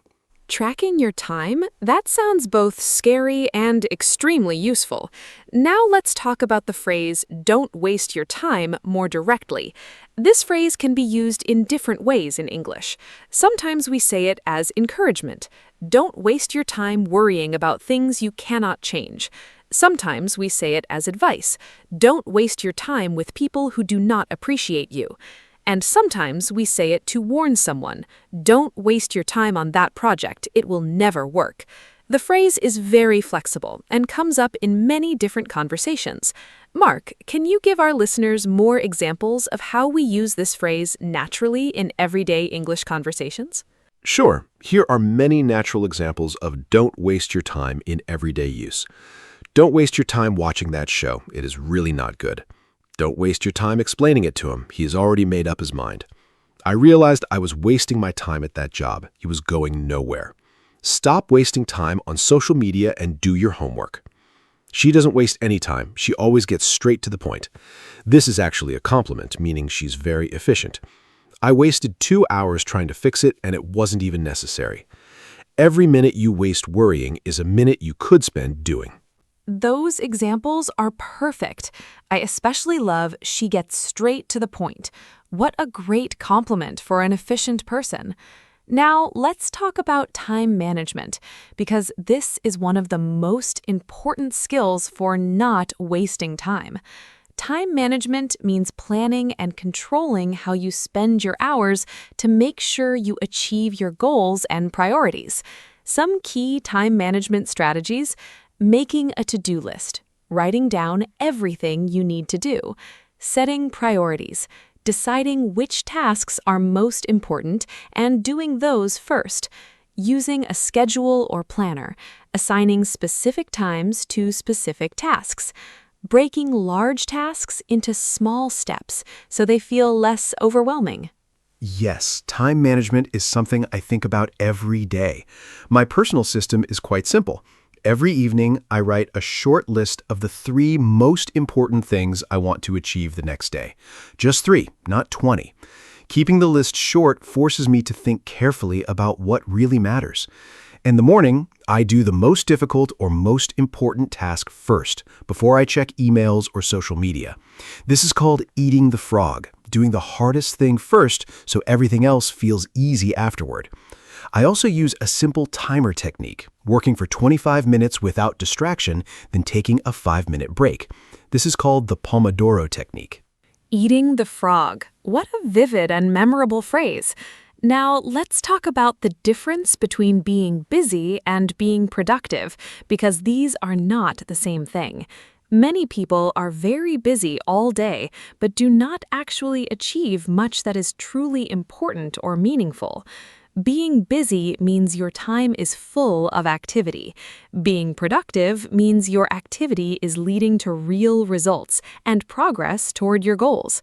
In English, we have a useful expression, working smarter, not harder. This means focusing your effort on the things that actually matter, rather than filling your day with tasks that keep you busy but do not move you forward. The difference is so important.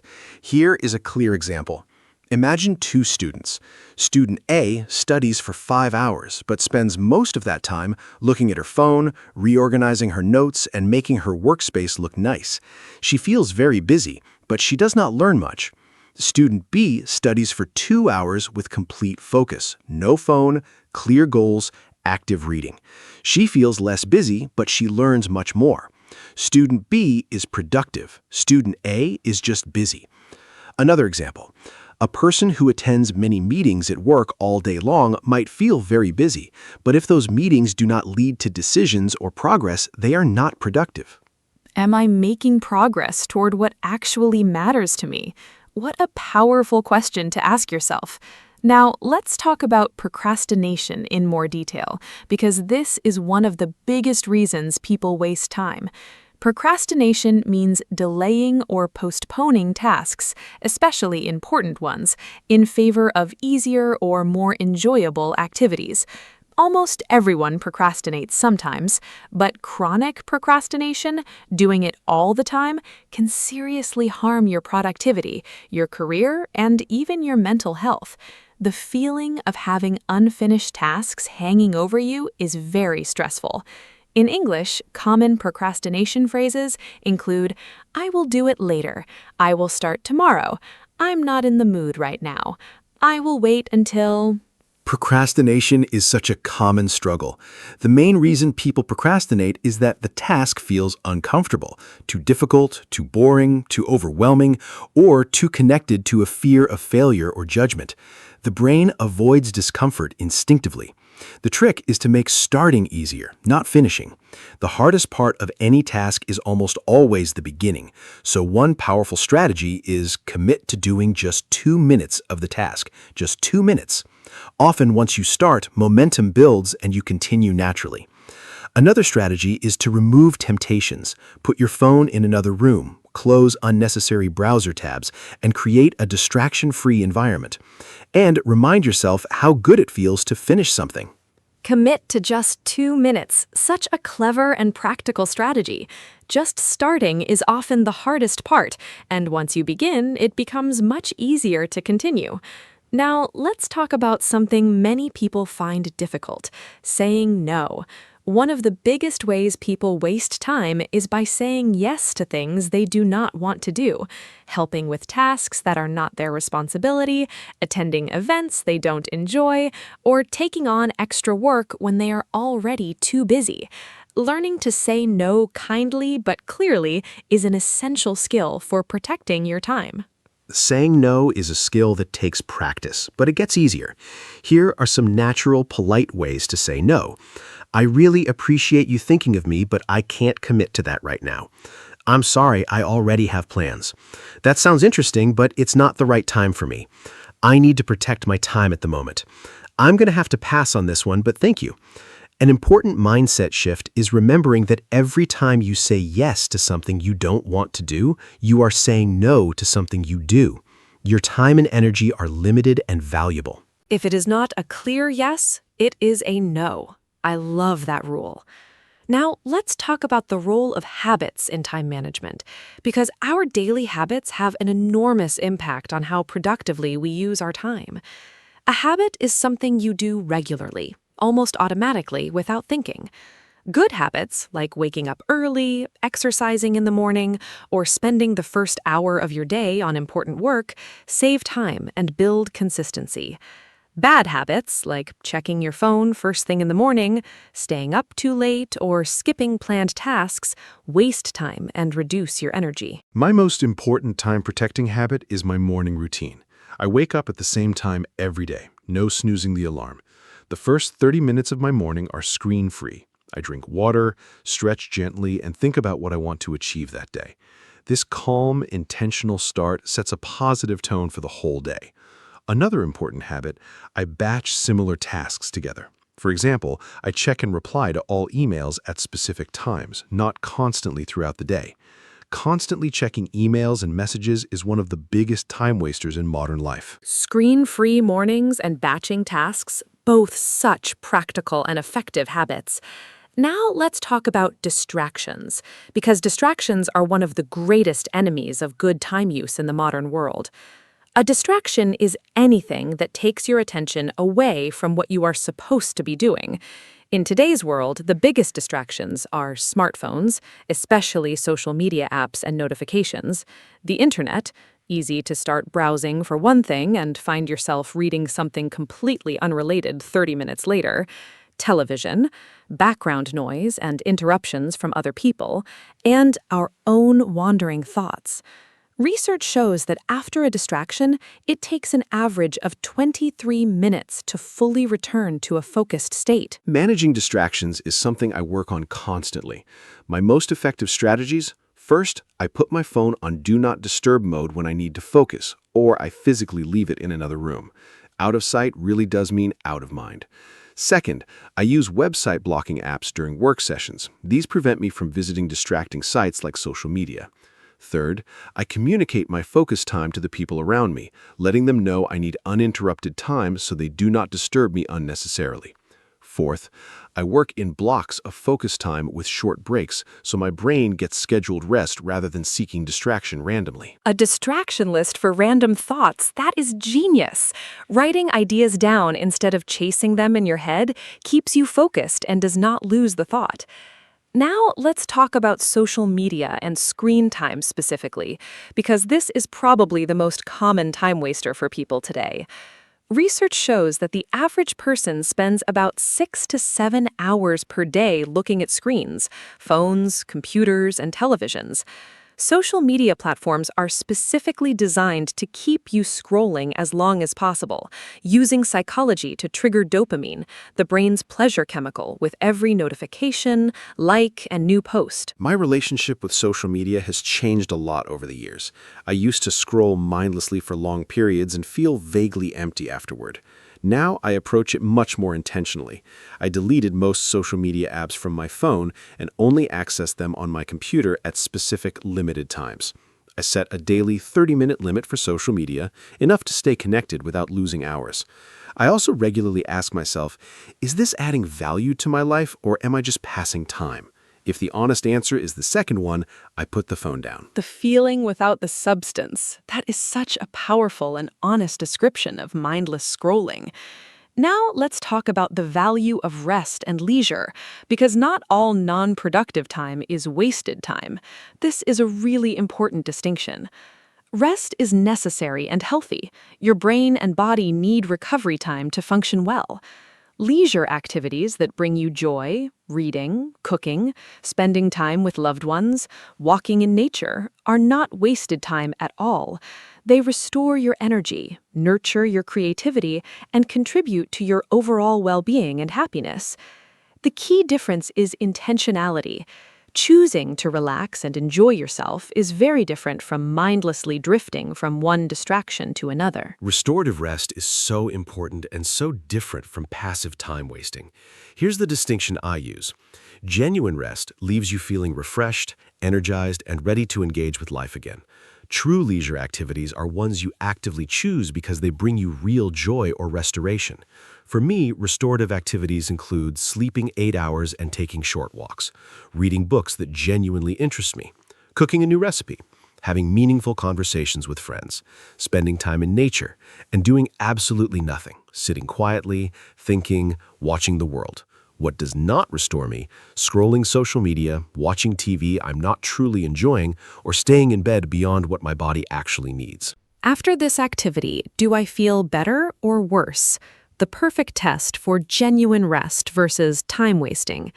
Now let's talk about goals and time, because having clear goals is one of the most powerful motivators for using time well. When you know exactly what you want to achieve, it is much easier to make decisions about how to spend your time. A useful framework for setting goals is the SMART system.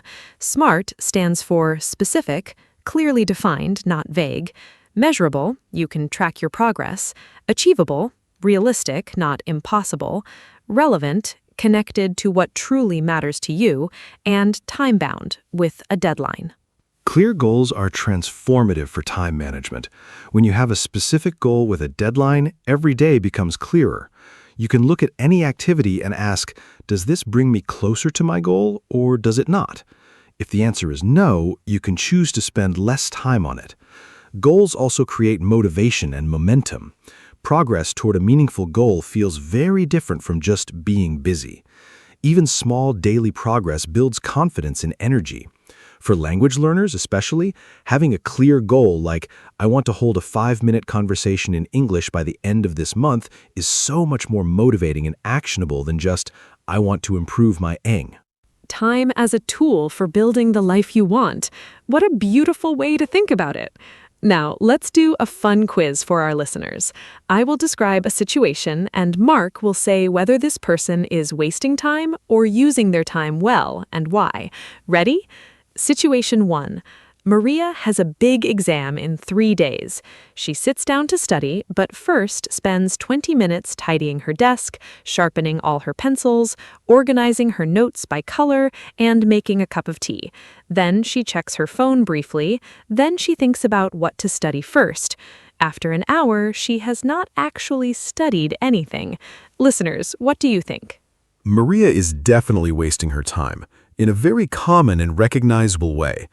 What Maria is doing is called productive procrastination, doing tasks that feel useful and organized, but are actually just ways of avoiding the real task, which is studying. Tidying her desk and color-coding her notes feel productive, but they are not the priority right now. The exam is the priority. This pattern is very common because our brains like to do easy, satisfying tasks to avoid the more difficult but more important one. The solution for Maria: set a timer for 25 minutes, open the textbook to the first topic and begin, even if she does not feel completely ready. Starting imperfectly is always better than waiting perfectly and never beginning. Perfect advice for Maria and for all of us. Now, situation 2 for our quiz. James finishes work at 6 in the evening. He comes home, changes his clothes, and goes for a 30-minute run. Then he cooks a simple dinner while listening to an English podcast. After dinner, he reads a book for 45 minutes. Then he calls his mother for 20 minutes. At 9:30, he puts his phone away and goes to bed at 10:30. Listeners, is James wasting his time? Think about it. His evening seems full of activities, but are they meaningful? Mark, what is your verdict this time? James is absolutely using his time beautifully. Every activity in his evening is intentional and restorative. Exercise, excellent for physical and mental health. Cooking while listening to a podcast, multitasking in a genuinely useful way, enjoying a skill and learning at the same time. Reading, personal growth, and genuine relaxation. Calling his mother, maintaining an important relationship, and going to bed at a reasonable hour, protecting his sleep and energy for tomorrow. None of these activities is passive or mindless. James is choosing activities that serve his health, his learning, his relationships, and his well-being. This is the ideal evening, not because it is perfect, but because every choice is deliberate and meaningful. James is my new role model for evenings. Now let's talk about something that many people struggle with, the fear of missing out, or FOMO. FOMO is a common modern feeling, the anxiety that other people are doing exciting things and you're missing out by not being there or not being involved. FOMO often drives people to waste enormous amounts of time on social media, checking what others are doing, attending events they do not truly want to attend, or constantly looking at their phone. The solution to FOMO is sometimes called JOMO, the joy of missing out. This means finding genuine contentment and peace in your own choices, even when others are doing something different. FOMO is very real, and I have definitely experienced it. The turning point for me was realizing that social media only shows the highlights of people's lives, the best moments, the most exciting experiences. It's never the full picture. So comparing your ordinary Tuesday to someone else's curated holiday photos is always going to make your life seem less interesting, even when your life is actually wonderful. I now practice JOMO very deliberately. When I choose to stay home and read instead of going to a loud party, I enjoy that choice fully, rather than wondering what I'm missing. Comparison is the thief of joy. That is one of my favorite English expressions. And presence is the antidote to FOMO. What a beautiful and wise thought. Now let's talk about the relationship between time and energy, because managing your energy is just as important as managing your time. You might have 24 hours in a day, but if you spend them exhausted and unfocused, you will not use them well. Understanding when your energy is highest, when you feel most alert, creative, and motivated, is very useful for scheduling your most important tasks at those times. For most people, energy is highest in the morning. Energy management is something I think about a lot. I have noticed clear patterns in my own energy. My mental energy is highest in the morning. This is when I do my most creative and demanding work. I protect this time fiercely. No emails, no social media, no meetings if possible. Mid-afternoon, around 2 or 3 o'clock, my energy naturally dips. This is normal. Our bodies have a biological tendency toward a rest period in early afternoon. Instead of fighting it with caffeine, I use this time for lighter tasks, responding to emails, attending meetings, or doing administrative work. In the late afternoon, energy often rises again for several hours. Working with your natural energy rhythms, what a smart and practical approach. Now let's give our listeners some final practical tips for not wasting time. These are simple, actionable steps they can start using immediately. Tip 1. Start each day by identifying your top 3 priorities. Tip 2. Do the most important task first before distractions begin. Tip 3. Put your phone away during focused work time. Tip 4. Use a timer. Work in focused blocks with short breaks. Tip 5. Track your time for 1 week. Write down what you do each hour. The results might surprise you. Tip 6. Learn to say no kindly but clearly. More practical tips. Tip 8. Set specific times for checking emails and social media, not continuously throughout the day. Tip 9. Get enough sleep. A tired mind wastes far more time than a rested one. Tip 10. Remove apps from your phone that consume time without adding value. Tip 11. Plan your week on Sunday evening. Knowing your schedule reduces decision fatigue during the week. Tip 12. Stop multitasking. Research shows that doing 2 things at once means doing them both worse. Focus on one thing at a time. Tip 13. Celebrate progress, not perfection. Getting 80% of something done is far better than planning a perfect version forever. Every hour is an hour of your one precious life. That is perhaps the most important reminder of the entire episode. Let me now give a final summary of everything we talked about today. We discussed what it means to waste time and why people do it: fear, lack of goals, distractions, and procrastination. We talked about the difference between being busy and being productive. We explored procrastination and practical strategies to overcome it. We discussed saying no, daily habits, distractions, social media, and the value of true rest. We talked about SMART goals, energy management, FOMO and JOMO, and we did a fun quiz with Maria and James. Thank you so much, Anna. This was one of my favorite episodes. And a huge thank you to every single listener who spent this time with us today. And what an appropriate topic that is. You chose to spend time listening to this podcast, learning English, and thinking about how to live more intentionally. That is already an excellent use of your time. Take today's ideas and try just 1 or 2 of them this week. Put your phone away for 1 hour. Write your top 3 priorities tomorrow morning. Say no to one thing that does not serve you. Small changes made consistently create enormous transformations over time. Hello, everyone. Welcome to our podcast. My name is Anna, and I am so happy you are here with us today.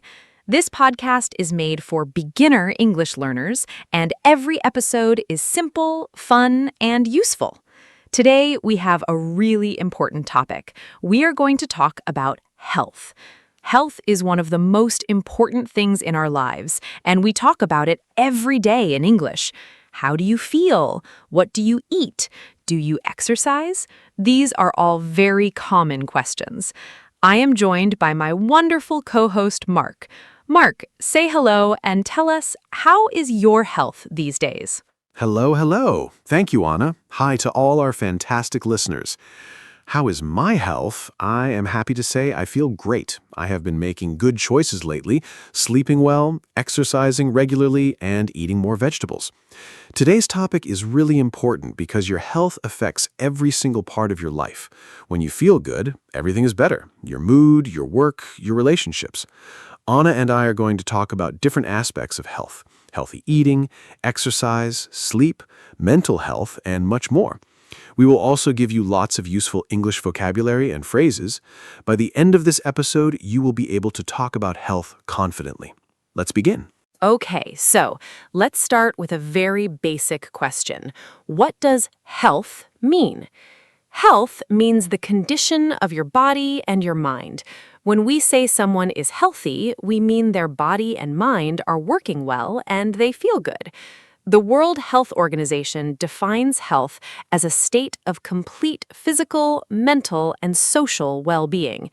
That means health is not just about your body, it is also about how you feel emotionally and how you connect with other people. In English, we have a common saying, health is wealth. This means good health is the most valuable thing you can have. Mark, can you give our listeners some simple ways to say how you feel in English? Sure. Here are some common and useful phrases for talking about how you feel. I feel great. You feel very good. I feel fine. You feel okay, not bad. I do not feel well. Something is wrong with you. I feel under the weather. This is a common idiom meaning you feel slightly sick. I have a cold, a common illness with a runny nose and sore throat. I have a headache, pain in your head. My back hurts. You have pain in your back. I feel tired. You lack energy. I feel energetic. You have a lot of energy. I feel stressed. You feel worried and under pressure. These simple phrases are used all the time in everyday English conversations about health. Those phrases are so useful. I feel under the weather is one I hear all the time. Now, let's talk about healthy eating, because food is one of the most important things for our health. The food you eat gives your body energy and the nutrients it needs to function properly. Nutrients are things like vitamins, minerals, protein, carbohydrates, and fats, all essential for a healthy body. A balanced diet means eating a variety of different foods in the right amounts. Fruits and vegetables are especially important. Health experts recommend eating at least 5 portions of fruit and vegetables every day. Mark, what does a healthy diet look like? Can you describe what you eat in a typical day? A healthy diet varies from person to person, but the general principles are similar for everyone. In a typical healthy day, I try to eat 3 balanced meals. For breakfast, I usually have oatmeal with fruit and a cup of green tea. For lunch, I often make a salad with protein, like chicken, eggs, or beans, plus plenty of vegetables. For dinner, I try to have a balanced plate, half vegetables, a quarter protein, like fish or lean meat, and a quarter whole grains, like brown rice or quinoa. I drink lots of water throughout the day, at least 8 glasses. I also try to limit sugary drinks, processed foods, and too much salt. Eating mindfully and not rushing helps too. That sounds like a really healthy and balanced diet. Now, let's talk about some specific healthy foods and what makes them good for your body. Fruits and vegetables are full of vitamins and minerals that protect against disease. Whole grains like brown rice, oats, and whole wheat bread give you lasting energy. Protein foods like chicken, fish, eggs, beans, and nuts help build and repair your muscles. Healthy fats found in avocado, nuts, and olive oil are good for your heart and brain. And dairy products, or dairy alternatives like plant-based milk, provide calcium for strong bones. Mark, are there any foods you think are especially important for good health? Any superfoods you particularly recommend? I love the concept of superfoods. Some of my favorites, blueberries, tiny but packed with antioxidants which protect your body from damage. Spinach, a leafy green vegetable rich in iron, vitamins A, C, and K. Salmon, an excellent source of omega-3 fatty acids, which are wonderful for brain and heart health. Garlic has natural antibacterial and immune-boosting properties. Eggs, a complete protein source with many essential vitamins. Walnuts, great for brain health because of their healthy fats. And sweet potatoes, rich in beta-carotene, which your body converts to vitamin A, important for eye health and immunity. The key is not to eat just 1 or 2 superfoods, but to eat a wide variety of colorful, natural whole foods every day. Blueberries, spinach, salmon, eggs, walnuts, such a wonderful list. Now let's talk about foods and habits that are not so good for our health, because understanding what to avoid is just as important as knowing what to eat. Some things to limit or avoid. Sugary drinks like soda and juice, they have a lot of sugar but almost no nutritional value. ultra-processed foods like chips, packaged cookies, and instant noodles, these often contain unhealthy fats, too much salt, and artificial additives. Too much red and processed meat linked to higher risk of heart disease and certain cancers, and too much alcohol. This damages the liver and many other organs. Mark, what other unhealthy habits affect people's health? Beyond food, there are many other unhealthy habits to be aware of. Smoking is one of the most harmful things you can do to your health. It causes lung cancer, heart disease, and many other serious conditions. Sitting for too long without moving is also bad, called sitting disease by some experts. It is linked to obesity, diabetes, and heart problems. Getting too little sleep weakens your immune system and affects mental health. Eating too late at night disrupts your digestion and sleep quality. Skipping breakfast is a habit that can lead to overeating later. And high stress levels without proper management can cause serious long-term health problems. Being aware of these habits is the first step towards changing them for better health outcomes. Smoking and sitting too much, both such important points. Now let's talk about exercise, because physical activity is one of the most powerful things you can do for your health. Regular exercise helps control your weight, strengthens your heart, builds muscles and bones, improves your mood, and reduces the risk of many diseases. The World Health Organization recommends that adults do at least 150 minutes of moderate exercise per week. That is about 30 minutes 5 days a week. Moderate exercise means things like walking briskly, cycling, swimming, or dancing. Activities that raise your heart rate but still allow you to hold a conversation. Mark, do you exercise regularly? What kind of exercise do you do? Yes, I exercise regularly and I really enjoy it. My main activities are running and cycling. I run 3 times a week, usually 30 to 40 minutes per session. I find running incredibly good for both my body and my mind. After a good run, I always feel clear-headed and positive. On weekends, I like to go for longer cycle rides in the countryside. I also do some strength training twice a week, exercises using weights or my own body weight to build muscle strength. And I try to walk as much as possible in daily life, taking the stairs instead of the lift, walking to the shops, and taking short walks during lunch breaks. Even small amounts of movement throughout the day add up. Running, cycling, strength training, and walking more in daily life. What a great combination! Now let's talk about some simple types of exercise for our listeners who are just starting out. You do not need a gym or special equipment to be more active. Walking is the simplest and most accessible form of exercise. It's free, you can do it anywhere, and it's gentle on your joints. Swimming is another excellent whole-body exercise that is kind to your joints.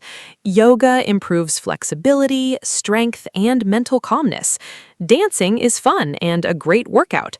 And home exercises like squats, push-ups, and planks require no equipment at all. Mark, what advice would you give to someone who wants to start exercising but doesn't know where to begin? Great question. My top advice for beginners: start very small and be consistent. Do not try to do too much on the first day. You'll feel exhausted and discouraged. Start with just 10 or 15 minutes of walking every day. Then gradually increase the time and intensity. Find an activity you genuinely enjoy. If you love dancing, dance. If you love being in nature, hike or walk in the park. Enjoyment is the key to consistency. Set small, achievable goals, like walking for 20 minutes every day this week. Get a partner. Exercising with a friend makes it much more fun and helps you stay motivated. And remember, any movement is better than no movement. Even small daily habits transform your health over time. Any movement is better than no movement. I love that. Now let's talk about sleep, because sleep is one of the most underrated aspects of health. Most adults need between 7 and 9 hours of sleep per night. During sleep, your body repairs itself, muscles heal, the brain processes information and forms memories, and the immune system strengthens. Poor sleep has serious effects. It weakens your immune system, increases stress hormones, impairs concentration and memory, and is linked to obesity, diabetes, and heart disease. Yet many people treat sleep as a luxury rather than a necessity. Mark, do you get enough sleep? And do you have any good habits for improving sleep quality? Sleep is something I take very seriously now. I aim for about 8 hours every night.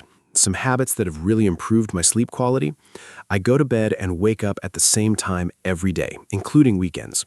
This trains your body clock.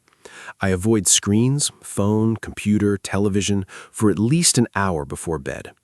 The blue light from screens disrupts the production of melatonin, the hormone that helps you feel sleepy. I keep my bedroom cool, dark, and quiet. I avoid caffeine after 3 in the afternoon. Coffee and tea can stay in your system for many hours. And I have a relaxing bedtime routine. I read a book, have herbal tea, and do some gentle stretching. Good sleep really changes everything. Avoiding screens before bed is such important advice. Now let's talk about mental health, because it is just as important as physical health. Mental health includes our emotional, psychological, and social well-being. It affects how we think, feel, and behave. Common mental health challenges include anxiety, feeling very worried and nervous, and depression, which involves persistent feelings of sadness and loss of interest. Stress is also a very common mental health issue in modern life. In English, there are some important phrases for talking about mental health. I am feeling anxious. I have been feeling down lately. I need to talk to someone. Mark, why do you think mental health is so important to discuss openly? Mental health is incredibly important, and I'm glad we are talking about it. For a long time, mental health was a taboo subject. People did not talk about it because they felt ashamed or weak. But the truth is that mental health problems are very common. 1 in 4 people will experience a mental health issue at some point in their life. Talking openly about mental health reduces stigma. That is the negative judgment that stops people from seeking help. When we normalize these conversations, more people feel comfortable asking for support. Mental health affects everything: your relationships, your work, your physical health, and your quality of life. Taking care of your mind is not a sign of weakness. It is a sign of wisdom and self-awareness. Taking care of your mind is a sign of wisdom. Beautifully said. Now let's talk about some practical ways to take care of your mental health. First, connect with people you care about. Strong social relationships are one of the most powerful protectors of mental health. Talk to friends and family regularly. Second, get regular physical exercise. It is proven to reduce anxiety and depression. Third, spend time in nature whenever possible. Even a short walk in a park can improve your mood significantly. Fourth, practice gratitude. Write down 3 things you are thankful for every day. Fifth, get enough sleep. And sixth, if you are struggling, seek professional help. Talking to a therapist or counselor is a sign of strength. Mark, what do you do for your mental health? For my mental health, I have several practices that really help. First, I exercise regularly, as we discussed. It is fantastic for mood. Second, I meditate for 10 to 15 minutes every morning. Meditation simply means sitting quietly and focusing on your breathing. It sounds simple, but the effect on stress and anxiety is significant. Third, I spend time in nature whenever possible. I find it genuinely calming and restorative. Fourth, I maintain strong friendships and make time for the people I care about. Fifth, I journal. Writing down my thoughts and feelings helps me process them clearly. And sixth, I try to limit news and social media consumption, especially in the evening. A positive digital environment supports mental health enormously. Meditation and journaling, 2 wonderful practices. Now let's talk about something very practical: how to talk to a doctor in English. Many of our listeners may need to visit a doctor in an English-speaking country, so knowing the right phrases is very important. When you describe your symptoms, the signs that you are sick, you might say, I have had a fever for 2 days. I have a sore throat and a cough. My stomach hurts. I have been feeling dizzy. I cannot sleep. I feel very tired all the time. The doctor will ask questions like, how long have you had this? On a scale of 1 to 10, how bad is the pain? Mark, what other doctor vocabulary should our listeners know? Very important vocabulary for the doctor. A symptom is a sign of illness, like a headache or a rash. A diagnosis is when the doctor tells you what is wrong. A prescription is a written order for medicine from the doctor. Medication or medicine is what you take to treat an illness. A dosage is how much medicine you take and how often. Side effects are unwanted effects of a medicine. An appointment is a scheduled time to see the doctor. Emergency room, or A&E, is where you go for serious, sudden illness or injury. And health insurance is a policy that helps pay for medical costs. Useful phrases. I need to make an appointment. Can you recommend a specialist? What is the dosage for this medication? These are all very important to know. Those medical phrases and vocabulary words are so helpful. Now let's talk about some very common illnesses and health problems in English. A cold is a very common illness. You get a runny nose, sore throat, and mild fever. It usually gets better on its own in about a week. The flu, or influenza, is more serious than a cold. You feel very unwell, have a high fever, body aches, and extreme tiredness. Allergies happen when your immune system overreacts to something harmless, like pollen, pet hair, or certain foods. High blood pressure is very common and can lead to heart disease if untreated. And diabetes is a condition where the body cannot manage blood sugar properly. Mark, what are some important ways to prevent these common illnesses? Prevention is always better than cure. Here are some key prevention strategies. Washing your hands regularly is one of the simplest and most effective ways to prevent spread of illness. Wash with soap for at least 20 seconds. Getting vaccinated, flu vaccines, COVID vaccines, and other immunizations protect you and the people around you. Eating well and exercising strengthens your immune system so your body can fight off illness more effectively. Getting enough sleep is also crucial for immunity. Avoiding smoking completely, limiting alcohol, managing stress, and having regular health checkups. Visiting your doctor for routine tests even when you feel well can catch problems early before they become serious. Early detection saves lives and makes treatment much more effective. Prevention is always better than cure, one of the most important sayings in health. Now, let's talk about hydration, because drinking enough water is something many people underestimate. Your body is about 60% water, and every system in your body needs water to function properly. Water helps regulate body temperature, transport nutrients, flush out waste products, and keep your joints lubricated. When you do not drink enough water, you become dehydrated. Signs of dehydration include dark yellow urine, dry mouth, feeling tired, headache, and difficulty concentrating. Most adults should drink about 2 liters or about 8 glasses of water per day. Mark, how do you make sure you drink enough water every day? Staying hydrated is something I am very intentional about. I keep a large water bottle on my desk at all times. If it is visible, I am much more likely to drink from it. I start every morning by drinking a large glass of water before my coffee. This rehydrates my body after sleep. I also try to eat water-rich foods. Cucumbers, watermelon, tomatoes, and oranges all have high water content. A helpful tip: if you are not used to drinking much water, try adding a slice of lemon, cucumber, or mint to make it more appealing. And pay attention to your body's signals. By the time you feel thirsty, you are already slightly dehydrated. Drink water regularly throughout the day, not just when thirsty. Drink before you feel thirsty. Such useful advice. Now, let's do a short quiz for our listeners. I will describe a health situation, and Mark will tell us what we should do. Situation 1. You have a mild cold, a runny nose, slight sore throat, and you feel a little tired. You do not have a high fever.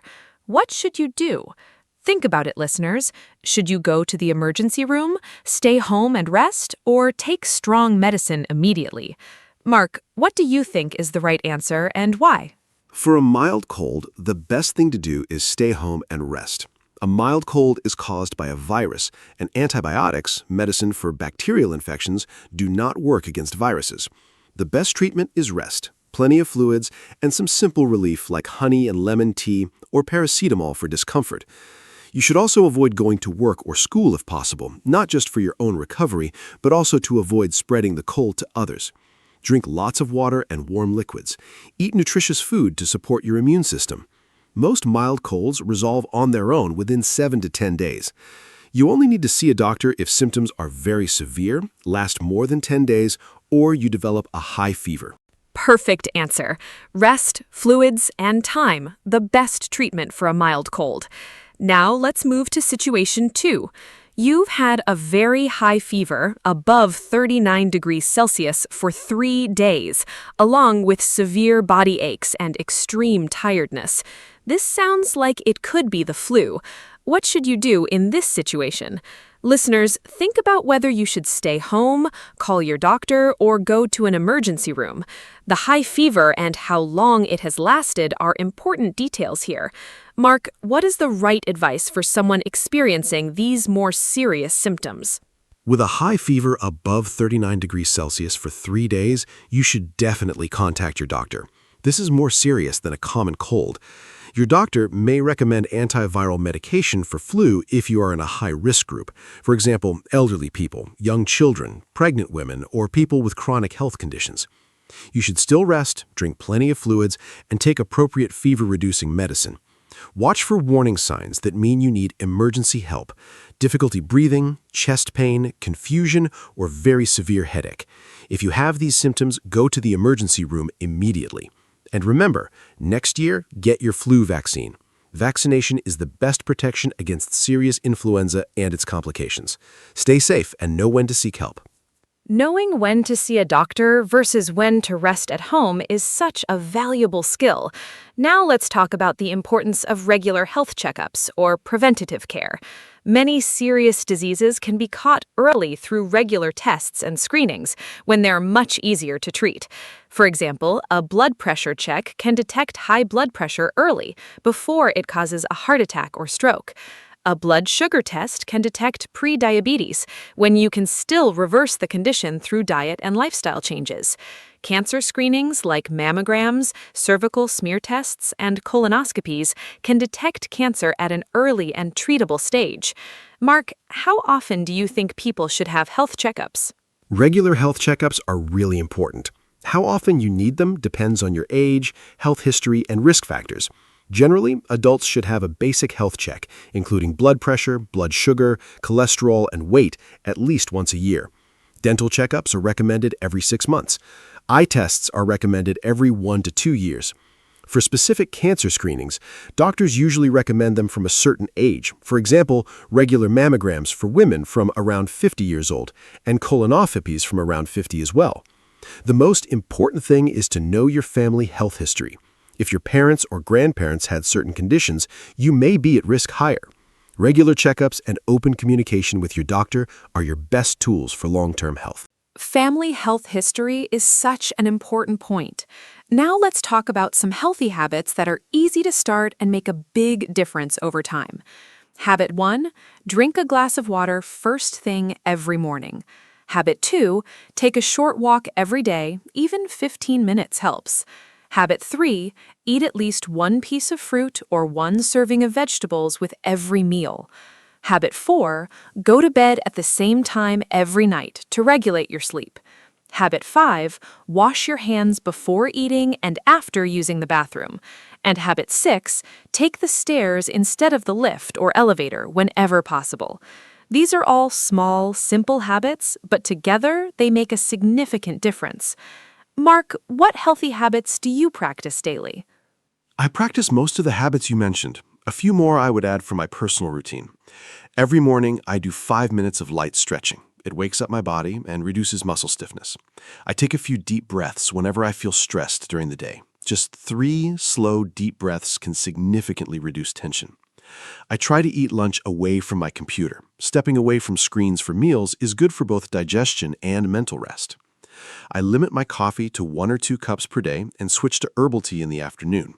And every evening, I write down 3 good things that happened that day. This simple gratitude practice has genuinely improved my overall mood and sense of well-being over time. Deep breathing and gratitude, such simple but powerful practices. Now let's talk about something many people wonder about: vitamins and supplements. A supplement is a product, usually a tablet, capsule, or powder, that you take to add nutrients to your diet. Common supplements include vitamin D, especially important in countries with little sunshine, vitamin C, popular for supporting the immune system, omega-3 fish oil, good for heart and brain health, probiotics, these are beneficial bacteria that support gut health, iron, important for people who are anemic or do not eat much red meat. Mark, do you take any supplements, and what do you think about the role of supplements in a healthy lifestyle? I do take a few supplements, but I want to be clear, supplements should not replace a healthy diet. They should supplement or add to an otherwise balanced diet. I take vitamin D every day because I live in a country that does not get a lot of sunshine, especially in winter.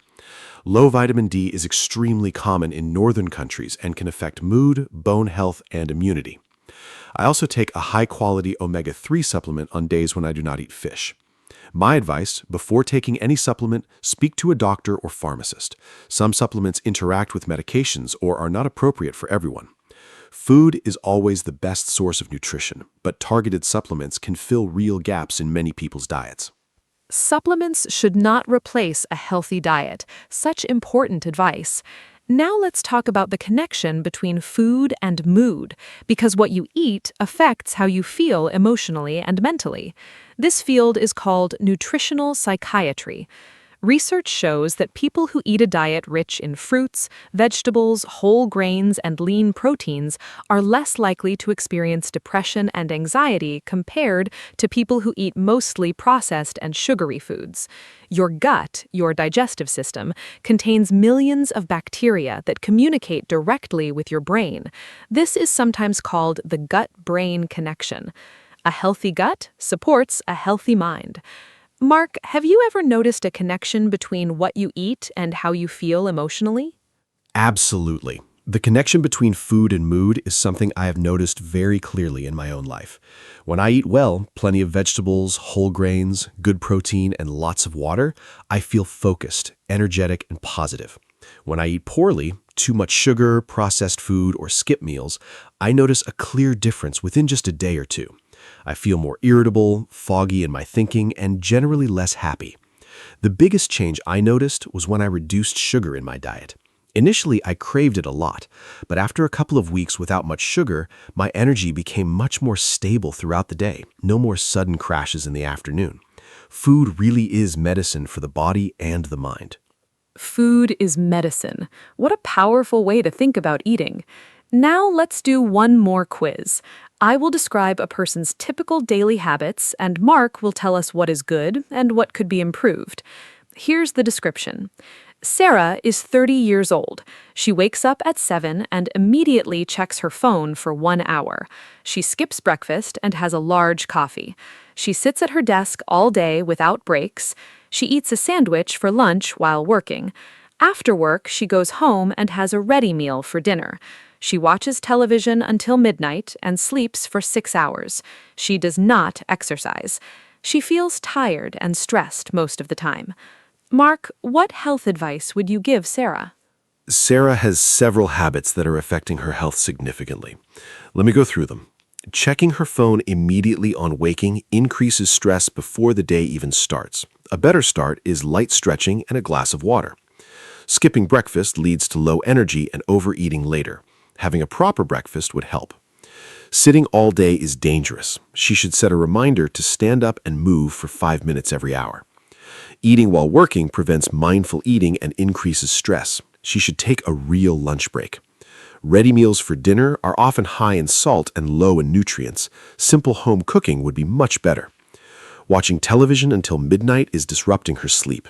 6 hours of sleep is not enough for most adults. And daily movement, even a short walk, would transform her energy and mood. Wow, every single one of Sarah's habits needs improvement. But the encouraging thing is that she does not need to change everything at once. Even changing 1 or 2 habits can make a noticeable difference. Now I want to share some very useful vocabulary for talking about health and fitness in English. Here are some important words. Cardiovascular, relating to the heart and blood vessels. For example, running is great for cardiovascular health. Immunity, your body's ability to fight disease. Flexibility, how far your body can bend and stretch. Stamina, the ability to exercise for a long time without tiring.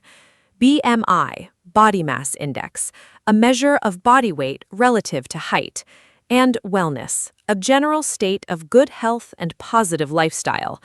Mark, can you add a few more health vocabulary words? More useful health vocabulary. Metabolism, the process by which your body converts food into energy. A fast metabolism means your body burns energy quickly. Chronic, lasting a long time. A chronic condition is one that continues for months or years, like diabetes or asthma. Acute, sudden and severe, but not usually lasting long, like an acute infection. Inflammation, the body's natural response to injury or infection, redness, swelling, and heat. Antioxidants, substances found in fruits and vegetables that protect cells from damage. Hydration, the process of maintaining the right amount of water in your body. Sedentary, describing a lifestyle with very little physical activity. And longevity, living a long, healthy life. These words will help you read and understand health articles in English with much more confidence. Those vocabulary words are excellent. Now let's talk about something very current and important: the difference between reliable health information and misinformation. Today, the internet is full of health advice, but not all of it is accurate or trustworthy. Some websites and social media posts spread false health information, sometimes called fake news in the health context. For example, claims that certain foods cure serious diseases, or that vaccines cause harm, or that miracle supplements can make you lose weight without effort. These claims are not supported by science. Mark, how can people identify reliable health information? How do you know if something you read about health is true? Identifying reliable health information is a really important skill. Here are some guidelines. First, check the source. Reliable health information comes from established medical organizations like the World Health Organization, government health departments, or university research institutions. Second, look for evidence. Good health advice is based on multiple scientific studies, not just one person's experience. Third, be skeptical of extreme claims. If something promises miraculous results with no effort, it is probably not true. Fourth, check the date. Health research evolves, so look for recent information. Fifth, consult a real doctor or pharmacist for personal health questions, rather than relying on internet searches alone. And sixth, be especially careful about health advice on social media. Always verify before you believe or share it. Verify before you believe or share it. Such important advice for the digital age. Now let's talk about something positive: the role of happiness and positive emotions in physical health. Research shows that positive emotions like joy, gratitude, and love actually have measurable benefits for physical health. People who report higher levels of happiness tend to have stronger immune systems, lower blood pressure, and live longer than people who experience chronic stress and negative emotions. Laughter has genuine health benefits. It reduces stress hormones, relaxes muscles, and boosts the immune system. This is sometimes called the mind-body connection. Mark, do you believe that being happy makes you physically healthier? I absolutely believe in the mind-body connection. The research on this is really compelling. Studies show that optimistic people, those who generally expect positive outcomes, have better cardiovascular health and recover from illness more quickly than pessimistic people. Chronic stress and negative emotions increase cortisol and other stress hormones, which damage the immune system and contribute to inflammation in the body. On the other hand, laughter, strong social connections, and feelings of purpose and meaning in life have measurable protective effects on physical health. I think this means that investing in your happiness, nurturing your relationships, finding purpose, practicing gratitude, and having fun is genuinely a form of healthcare. Health truly is holistic, body and mind together. Health is holistic, body and mind together. What a perfect summary. Now, let's give our listeners some final health tips before we wrap up. Tip 1. Eat more fruits, vegetables, whole grains, and lean protein. Limit processed food, sugar, and alcohol. Tip 2. Move your body every day. Aim for 30 minutes of moderate exercise 5 days a week. Tip 3. Sleep 7 to 9 hours per night. Create a good sleep routine. Tip 4. Drink enough water, at least 8 glasses a day. Tip 5. Take care of your mental health. Connect with people, manage stress, and seek help if you need it. Tip 6. Have regular health checkups. Mark, can you add the final tips? Continuing the tips. Tip 7. Do not smoke. If you currently smoke, seek help to stop. It is one of the best health decisions you will ever make. Tip 8. Limit alcohol.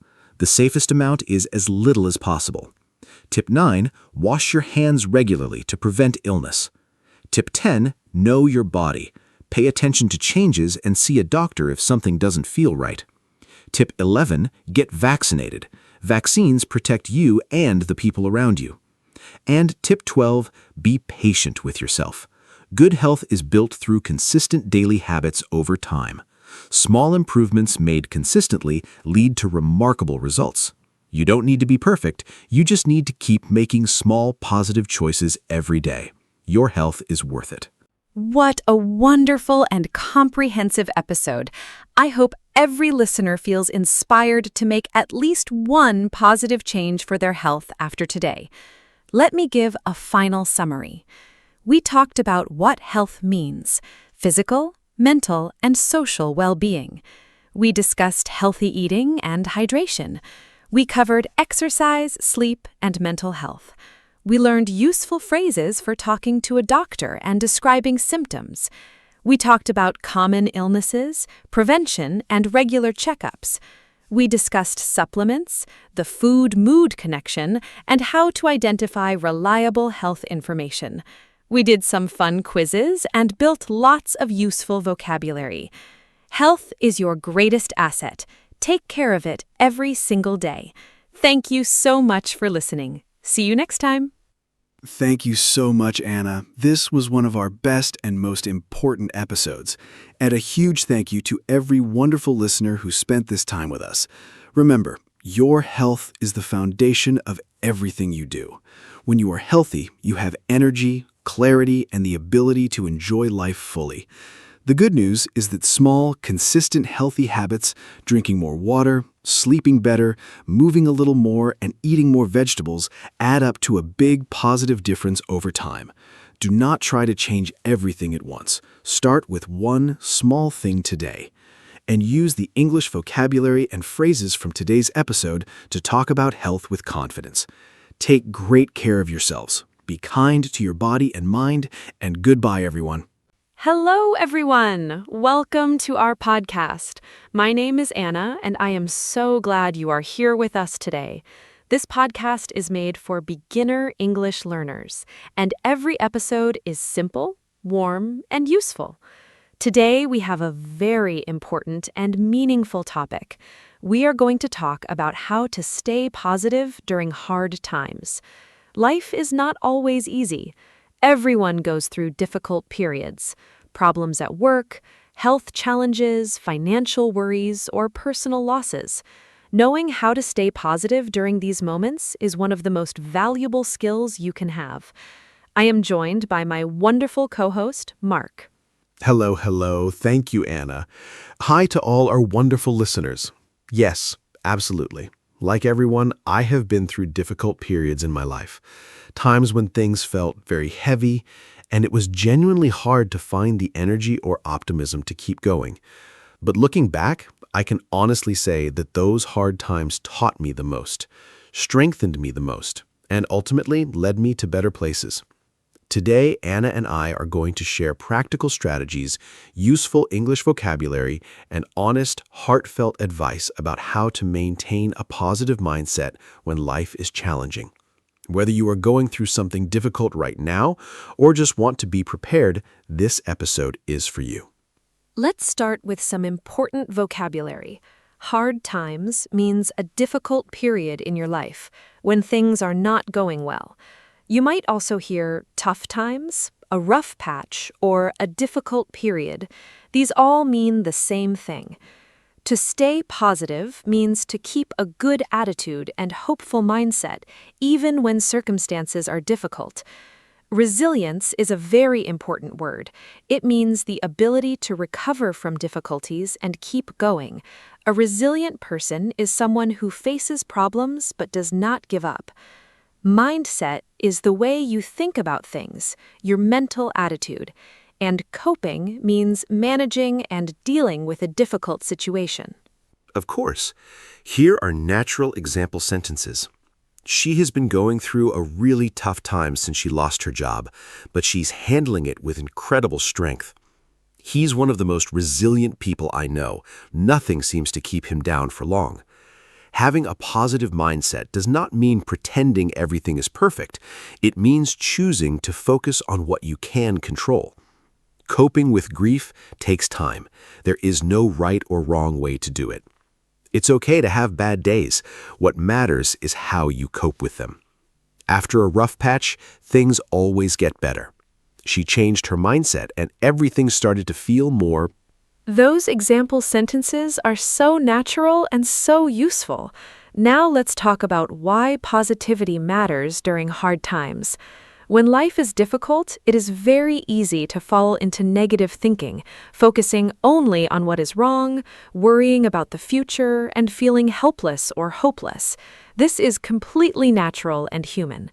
However, research in psychology shows that people who maintain a generally positive outlook during difficult times recover faster, experience less stress, make better decisions, and have stronger immune systems and better physical health. Positivity does not mean ignoring problems or pretending to be happy when you're not. It means choosing to also notice what is good, what is possible, and what you can learn. Positivity during hard times is important for so many reasons. First, your mindset directly affects your actions. When you feel hopeless, you stop trying. When you maintain even a small sense of hope, you keep looking for solutions. Second, positivity affects the people around you. A positive attitude is contagious and supportive to everyone in your life. Third, hard times are temporary. Every difficult period eventually ends, and maintaining positivity helps you survive until it does. The phrase, "this too shall pass," is one of the most comforting things you can say to yourself during a hard time. It means whatever you are going through right now will not last forever. This too shall pass, one of the most comforting phrases in the English language. Now let's talk about the first and most important strategy for staying positive during hard times: accepting your feelings. Many people think that staying positive means not feeling sad, angry, afraid, or upset, but this is wrong. Trying to push away or ignore negative emotions actually makes them stronger and more persistent. Real positivity begins with acceptance, honestly acknowledging that you feel sad, angry, scared, or overwhelmed. In English, it's okay to feel this way. I'm allowed to feel sad right now. I'm going through something hard, and that's valid. Accepting how you feel without judgment is the foundation. Accepting feelings is absolutely the foundation. Psychologists call the unhealthy practice of pushing away emotions emotional suppression, and research shows it causes more stress, not less. When you say, "I shouldn't feel this way," or "I have no reason to be upset," you're fighting your own natural human response to a real situation. This wastes enormous mental energy. Instead, name your emotion. I feel anxious. I feel sad. I feel overwhelmed. Just naming it accurately brings immediate relief. This is called name it to tame it in psychology. Accepting a feeling doesn't mean staying in it forever. It means acknowledging it honestly so you can process it and move forward. Name it to tame it. What a wonderful and memorable phrase.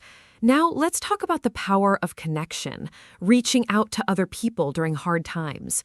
One of the most powerful things you can do when life is difficult is to talk to someone you trust. Sharing your struggles with a good friend, family member, or counselor does not make you weak. It makes you wise and brave. In English, I needed to talk to someone. Talking about it really helped me feel better. She was there for me when I needed her most. I reached out to a friend, and it made a huge difference. Sharing the problem made it feel smaller. Connection has been absolutely essential during every difficult period of my life. When things feel dark and overwhelming, isolating yourself, pulling away from people, makes everything harder and heavier. Reaching out, even when it feels difficult, is always the right choice. Here are some natural phrases for asking for support. I am going through a hard time and could really use some company. Can we talk? I need to process some things. I just need someone to listen. I am not looking for advice, just support. Would you be free to chat this week? And phrases for offering support. I am here for you no matter what. You do not have to go through this alone. Human connection is medicine for the soul. Beautifully said. Now, let's talk about gratitude, because practicing gratitude during hard times is one of the most researched and most effective positivity strategies available. It might sound strange. How can you feel grateful when things are going badly? But gratitude during hard times does not mean being glad that bad things are happening. It means intentionally noticing what is still good, still present, and still working in your life, even when something else is very difficult. Research shows that writing down 3 things you are grateful for every day, even very small things, significantly increases happiness and reduces stress over time. Gratitude practice during hard times is something I return to again and again. When things are difficult, I force myself to notice even the tiniest good things. The warmth of a cup of tea, a kind text from a friend, sunlight through a window, the fact that I am breathing and alive. These small things can feel almost irrelevant next to a big problem, but noticing them reconnects you to the reality that life still contains beauty and goodness even in difficult moments. I write in a gratitude journal every evening, just 3 short lines. On hard days, I allow myself to write very simple things. I am grateful for my warm bed. I am grateful that today I had money for food. I am grateful that I had a friend who listened. Small gratitude is still powerful gratitude. I love that. Now, let's talk about the importance of routine during hard times, because when life feels out of control, having a simple daily routine creates a sense of structure, stability, and predictability that is genuinely comforting. When everything around you feels uncertain or painful, the small, familiar rituals of daily life become anchors. Making your bed in the morning, having your usual cup of coffee, going for a short walk at the same time each day, preparing a simple meal. These small acts of routine remind you that you still have agency, the power to act and choose, even when the bigger circumstances are out of your hands. Routine has saved me during hard times. When I went through a particularly difficult period a few years ago, everything felt chaotic and uncertain. The one thing that helped me most was maintaining my daily routine, even a very simple one. Waking up at the same time, making breakfast, going outside for 20 minutes. These small acts felt almost too simple to matter, but they mattered enormously. They told me that I was still here, still capable, still moving. A useful phrase for this is just keep putting one foot in front of the other. It means keep doing the next small thing even when the big picture feels overwhelming. You do not need to solve everything today. One foot in front of the other and one day at a time, 2 of the most comforting English phrases for hard times. Now let's talk about the importance of physical health and positivity, because how you treat your body during hard times directly affects how you feel mentally and emotionally. When life is difficult, many people either stop eating well, stop sleeping properly, or stop exercising, sometimes doing all 3 at once.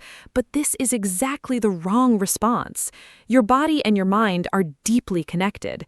When you are physically depleted, your emotional resilience drops significantly. Simple physical self-care acts become especially important during difficult times. Drinking enough water, eating regular nutritious meals, sleeping as much as possible. Physical habits were genuinely life-saving during hard times. Here's what I held on to. Sleep first. Even when my mind was racing and anxious, I prioritized lying down, resting, and giving my body recovery time. Poor sleep makes every problem feel 10 times worse. Walking outside, second. Even a 15-minute walk changed my emotional state significantly. Something about movement, fresh air, and natural light is incredibly healing for the anxious or sad mind. eating something nourishing. Even when appetite is low, eating simple, real food keeps your energy and mood more stable. And reducing alcohol. People often drink more during hard times, but alcohol is a depressant and makes emotional lows much lower. Looking after yourself is radical during hard times. That is so true. Now let's talk about the power of perspective. Perspective means how you see and interpret a situation. The same event can look very different depending on how you look at it.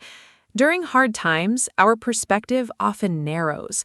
We see only the problem, only the pain, only what is lost. But consciously shifting perspective, choosing to look at the situation from a different angle, can be genuinely transformative.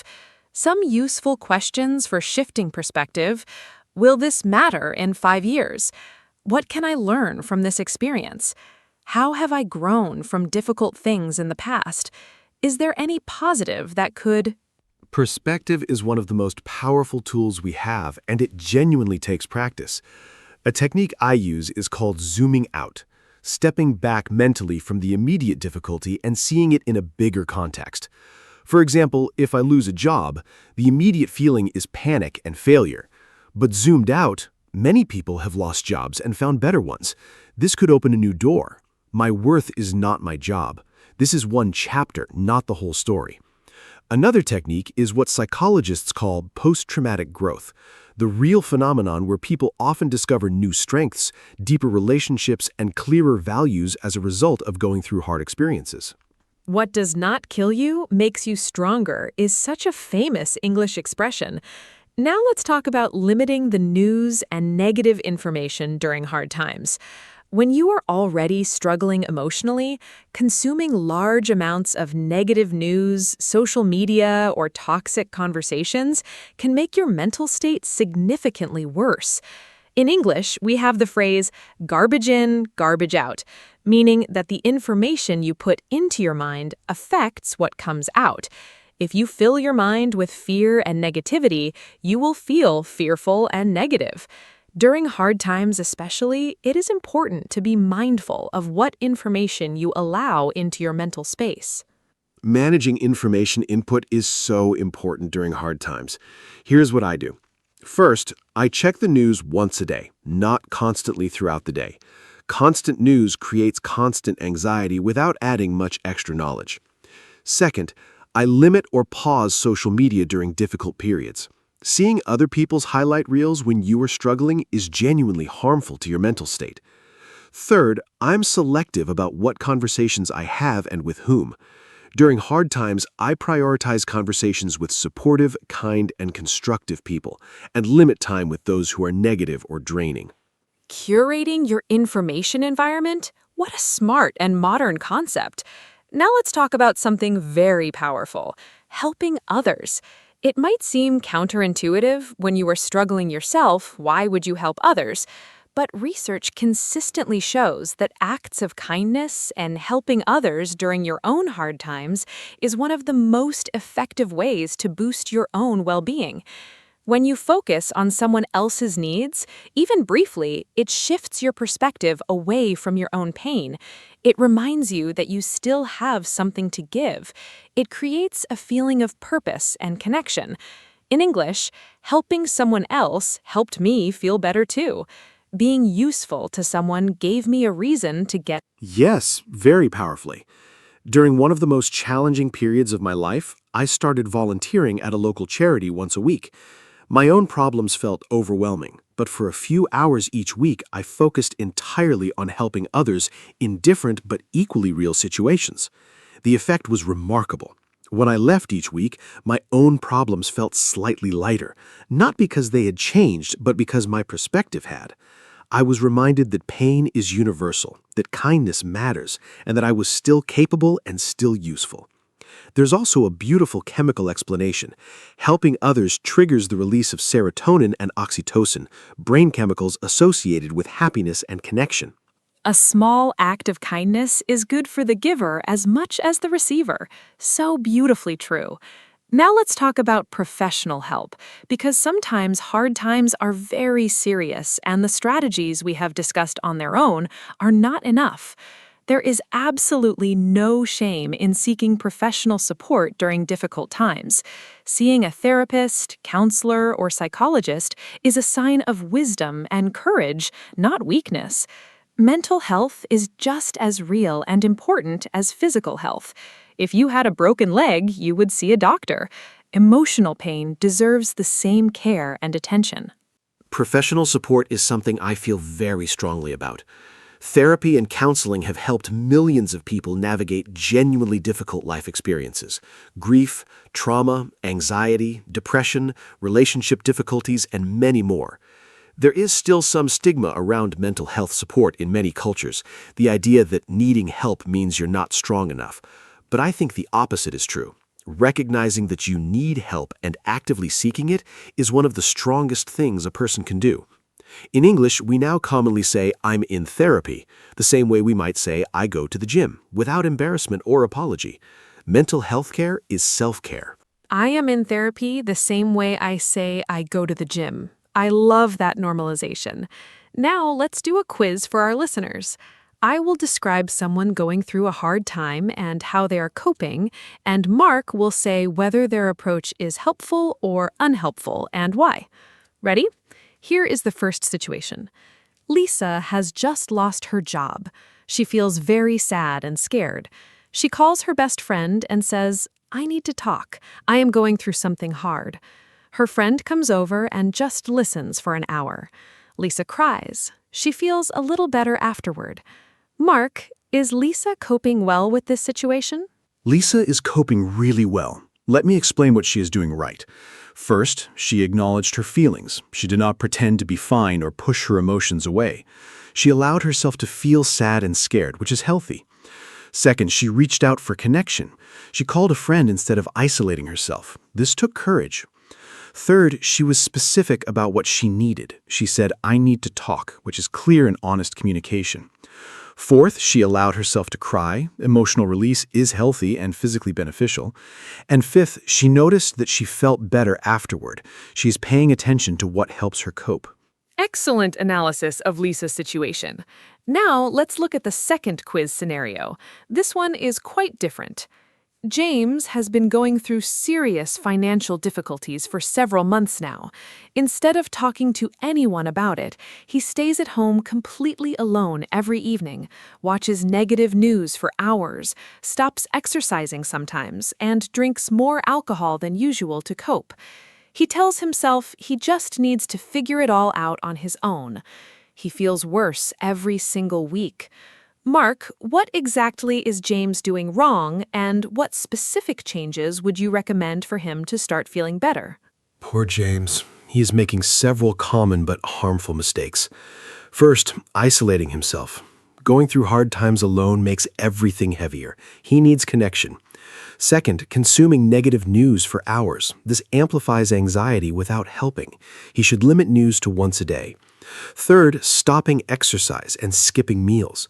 Physically depleting himself is making his emotional state much worse. Fourth, drinking more alcohol. This is a depressant that will deepen his lows significantly. And fifth, the figure-it-out alone mentality. Pride is stopping him from getting help he genuinely needs. My specific recommendations: call one trusted friend today, go for one walk outside, eat one proper meal, turn off the news. Perfect advice for James. Small steps in the right direction make a huge difference over time. Now, I want to share some beautiful and comforting English phrases that you can say to yourself or to someone else during hard times. These are phrases that bring comfort, hope, and perspective. You are stronger than you think. This will not last forever. You have survived hard things before. One day at a time. It is okay to not be okay. You are not alone in this. Better days are coming. You are doing the best you can. This is a chapter, not your whole story. And one of my personal favorites, after the storm comes the rainbow. Mark, what are your favorites? I love this collection. Here are some more of my favorites. Every day may not be good, but there is something good in every day, reminding us to look for small lights even in dark times.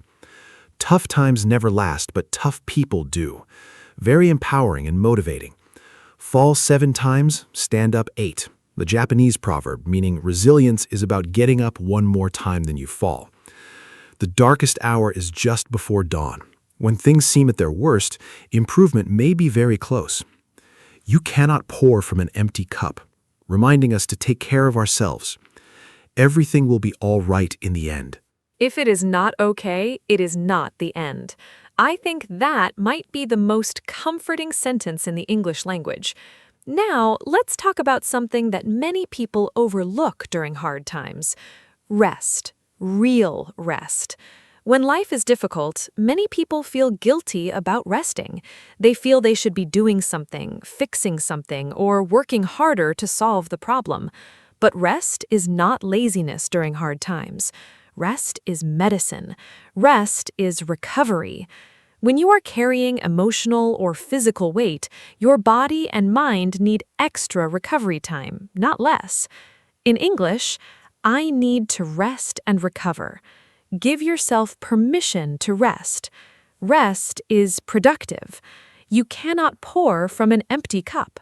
Giving myself permission to rest during hard times is something I have had to actively learn. It did not come naturally. My mind used to say, resting is wasting time when things are hard. You should be solving the problem.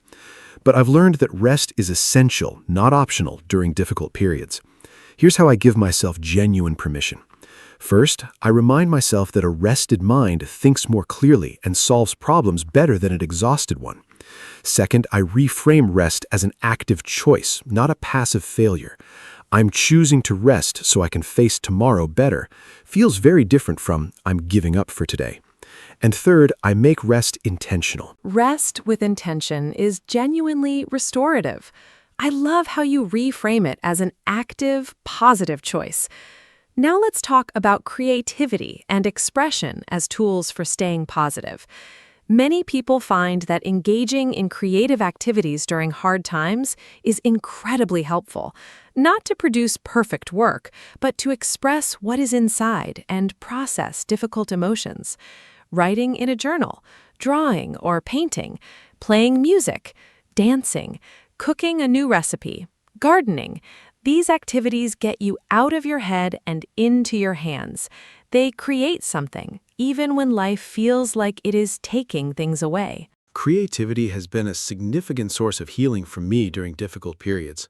Writing, especially, keeping a journal during hard times, allows me to externalize the thoughts that would otherwise circle endlessly in my mind. Getting thoughts onto paper makes them more manageable and more clearly visible. I can see patterns, question them, and release them more easily when they are written down rather than trapped in my head. I also play the guitar sometimes, not professionally, just for myself.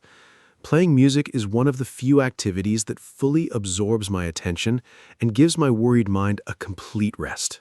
Lose yourself in something. Such a perfect expression for creative immersion. Now let's talk about hope, because hope is perhaps the most essential ingredient for staying positive during hard times. Hope is the belief that things can and will get better, that the current situation is not permanent, and that good things are still possible in the future. In English, hope-related phrases include, I have not given up hope. There is still reason to hope. I believe things will get better. Hold on, better days are coming. Never lose hope. Hope does not mean being naive or ignoring reality. It means maintaining a genuine belief in the possibility of positive change. Holding on to hope during dark times is something I do very deliberately. Several things help me. First, evidence from the past. I remind myself of previous hard times I survived and eventually moved through. If I did it before, I can do it again. Second, small improvements. Even on the darkest days, there are usually tiny signs of progress or small good moments. I look for these actively. Third, other people's stories. Reading or hearing about people who survived very difficult situations and found joy and meaning again is genuinely inspiring. Fourth, the simple passage of time. Every day that passes is a day further from the beginning of the difficulty and closer to its end. Hope is the light in the darkness. What a beautiful and true image. Now let's give our listeners a final practical toolkit for staying positive during hard times. A simple list of strategies they can use immediately. Strategy 1, accept your feelings without judgment. Strategy 2, reach out to someone you trust. Do not isolate. Strategy 3, practice daily gratitude, even just 3 small things. Strategy 4, maintain a simple daily routine. Strategy 5, take care of your physical body. Sleep, water, movement, food. Strategy 6, shift your perspective. Ask, what can I learn? Strategy 7, limit negative information and curate your mental environment. Continuing the toolkit. Strategy 10, use creativity and expression. Write, draw, play, create. Strategy 11, hold on to hope, even the smallest kind. Strategy 12, seek professional support if needed. There is no shame in this. Strategy 13, remind yourself that this is temporary. This too shall pass. Strategy 14, find meaning. Ask yourself what this experience might be teaching you or building in you. Strategy 15, be gentle with yourself. Do not add self-criticism to an already heavy load. And strategy 16, celebrate small victories. Getting through a hard day is a real achievement worth acknowledging. What a comprehensive and compassionate toolkit. I feel genuinely comforted just reading through that list. Let me now give a final summary of today's episode. We talked about what positivity during hard times really means, not pretending to be happy, but choosing to also notice what is good and possible. We discussed accepting feelings, the power of connection, gratitude practice, and the importance of routine. We talked about physical health, perspective, managing information, and helping others.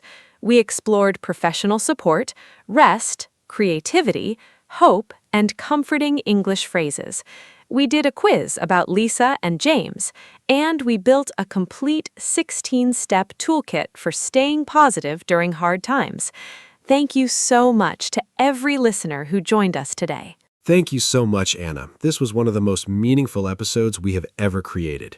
And a very big thank you to every single listener who was here with us today.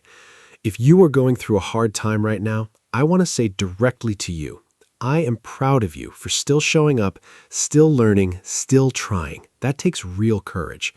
Hard times are part of every human life. They do not make you broken, they make you human, and they will pass. Use the strategies we shared today. Reach out to someone. Be kind to yourself. Hold on to hope. Hello, everyone. Welcome to our podcast. My name is Anna, and I am so happy you are here with us today. This podcast is made for beginner English learners, and every episode is simple, fun, and useful. Today, we have a really warm and wonderful topic. We are going to talk about children. Children are everywhere in our lives, in our families, in our neighborhoods, in schools, and in conversations. Talking about children is one of the most common things people do in English every day. I am joined by my wonderful co-host, Mark. Mark, say hello and tell us, do you enjoy spending time with children? Hello, hello. Thank you, Anna. Hi to all our fantastic listeners. Yes, I absolutely love spending time with children. They are so full of energy, curiosity, and joy. They see the world in a completely fresh and wonderful way. Today, Anna and I are going to talk about everything related to children, vocabulary for describing kids, stages of childhood, school and learning, play and activities, parenting, and much more. We will also give you lots of useful English phrases for talking about children naturally. By the end of this episode, you will feel very confident having conversations about children in English. Let's get started. Okay, let's begin with the basics. What do we call children at different ages in English? A baby is a very young child, usually from birth to about 1 year old. A toddler is a child who is learning to walk, usually between 1 and 3 years old. A young child is between 3 and about 7 years old. A child, or kid, these two words mean the same thing, usually refers to someone between 5 and 12 years old. A teenager is someone between 13 and 19 years old, and young person or youth is a general word for someone under 18. Mark, how do we talk about groups of children?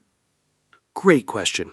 Here are some common phrases for talking about groups and individual children.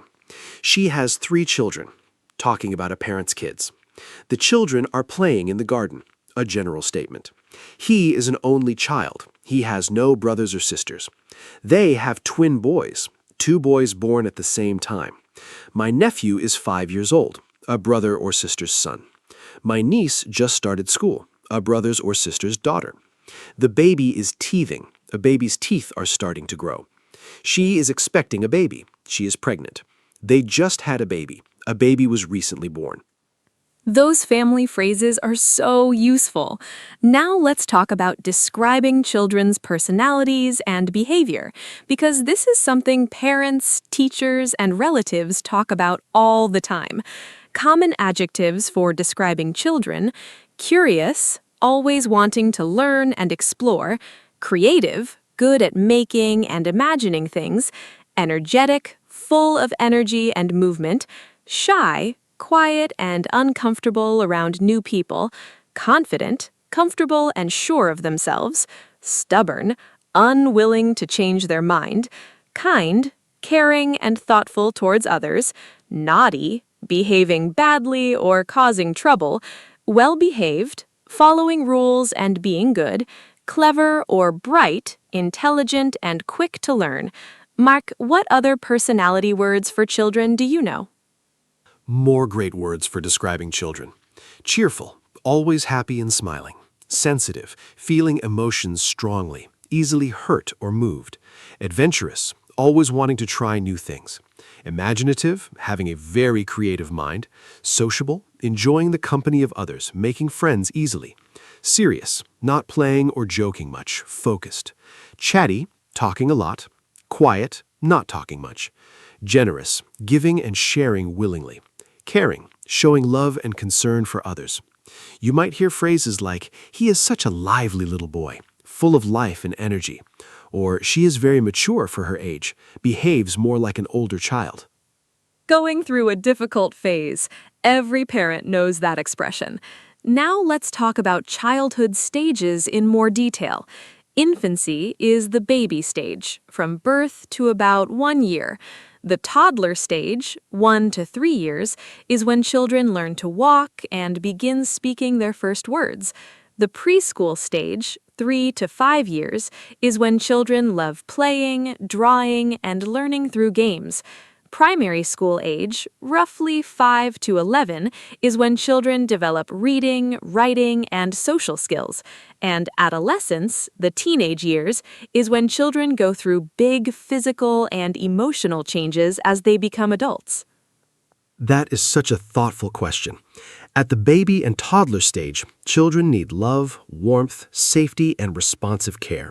Parents and caregivers who respond to their needs quickly and gently. During the preschool stage, children need play, stories, songs, and social interaction. Learning through fun is the most natural and effective method at this age. During primary school years, children need encouragement, consistent routines, and a safe place to make mistakes and learn from them. And during the teenage years, young people need respect, understanding, and space to develop their own identity, while still having clear boundaries and caring adults around them. Love and security are important at every stage. What a beautiful and true statement. Now let's talk about school, because school is such a central part of children's lives. In English-speaking countries, children typically start school at around 4 or 5 years old. First, they attend nursery or preschool, then primary school, also called elementary school in American English, from age 5 to 11. Then secondary school, also called middle school and high school in American English, from about 11 to 18. Some useful school vocabulary: classroom, teacher, lesson, homework, break time, school uniform, report card, and parent-teacher meeting. Mark, what other important school words and phrases should our listeners know? More useful school vocabulary. A subject is a topic you study, like maths, English, science, history, or art. A grade or mark is the score a teacher gives for your work. To fail an exam means you did not pass. To pass an exam means you were successful. An extracurricular activity is something you do at school but outside of regular lessons, like sports, drama, or music. A school trip is when the whole class goes somewhere together to learn. Bullying is when one child repeatedly hurts or upsets another, a very serious problem. A school report shows a child's progress across all subjects. Falling behind and bullying, both very important expressions to understand. Now let's talk about children and play, because play is actually one of the most important things in a child's life. Through play, children develop physically, socially, emotionally, and intellectually. Love and security are important at every stage. What a beautiful and true statement. Now let's talk about school, because school is such a central part of children's lives. In English-speaking countries, children typically start school at around 4 or 5 years old. First, they attend nursery or preschool, then primary school, also called elementary school in American English, from age 5 to 11. Then secondary school, also called middle school and high school in American English, from about 11 to 18. Some useful school vocabulary: classroom, teacher, lesson, homework, break time, school uniform, report card, and parent-teacher meeting. Mark, what other important school words and phrases should our listeners know? More useful school vocabulary. A subject is a topic you study, like maths, English, science, history, or art. A grade or mark is the score a teacher gives for your work. To fail an exam means you did not pass. To pass an exam means you were successful. An extracurricular activity is something you do at school but outside of regular lessons, like sports, drama, or music. A school trip is when the whole class goes somewhere together to learn. Bullying is when one child repeatedly hurts or upsets another, a very serious problem. A school report shows a child's progress across all subjects.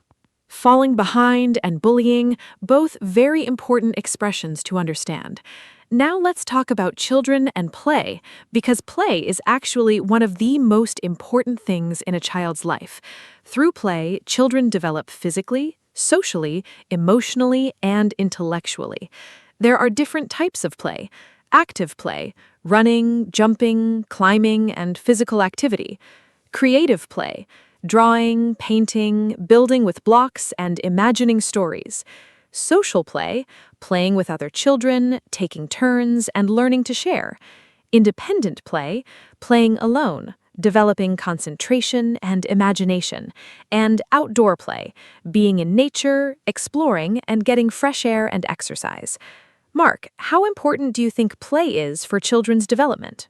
Play is absolutely essential for children's development.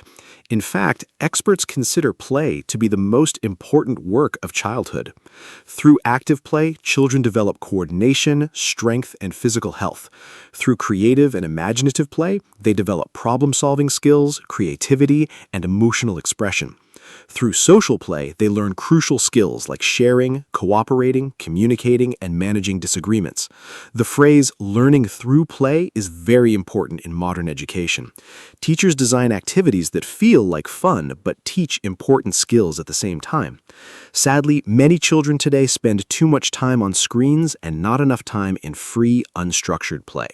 Learning through play, such an important concept. Now let's talk about some very common situations and conversations involving children. Here are some typical things people say to or about children. To a child: "How was school today? Did you make any new friends? What did you learn? Time for bed. Eat your vegetables. Be careful. Well done. I am very proud of you." About a child: "She is a quick learner. He just said his first word. They are best friends. She's very good at drawing. He's football mad," which means he loves football more than anything. These phrases are completely natural in everyday family life conversations. When children misbehave, parents commonly say things like, "Stop that right now. That is not acceptable behavior. Go to your room. You are in timeout. Timeout is a discipline method where a child sits quietly alone for a few minutes to calm down. We do not hit in this family. Use your words, not your hands. Say sorry to your sister. If you do that again, there will be consequences. I am not angry, I am disappointed. Parents often say this is harder for a child to hear than being told they are angry. And the very common, because I said so, when a parent does not want to explain their reason. I am not angry, I am disappointed. I think that is the most powerful thing a parent can say. Now let's talk about children's health and well-being, because keeping children healthy is so important. Some common children's health vocabulary: a vaccination or immunization, an injection that protects a child from serious diseases; a checkup, a routine visit to the doctor to make sure a child is developing well; a pediatrician, a doctor who specializes in children's health; growing pains, aches in the legs that some children feel as they grow; screen time, the amount of time a child spends looking at a phone, tablet, or television.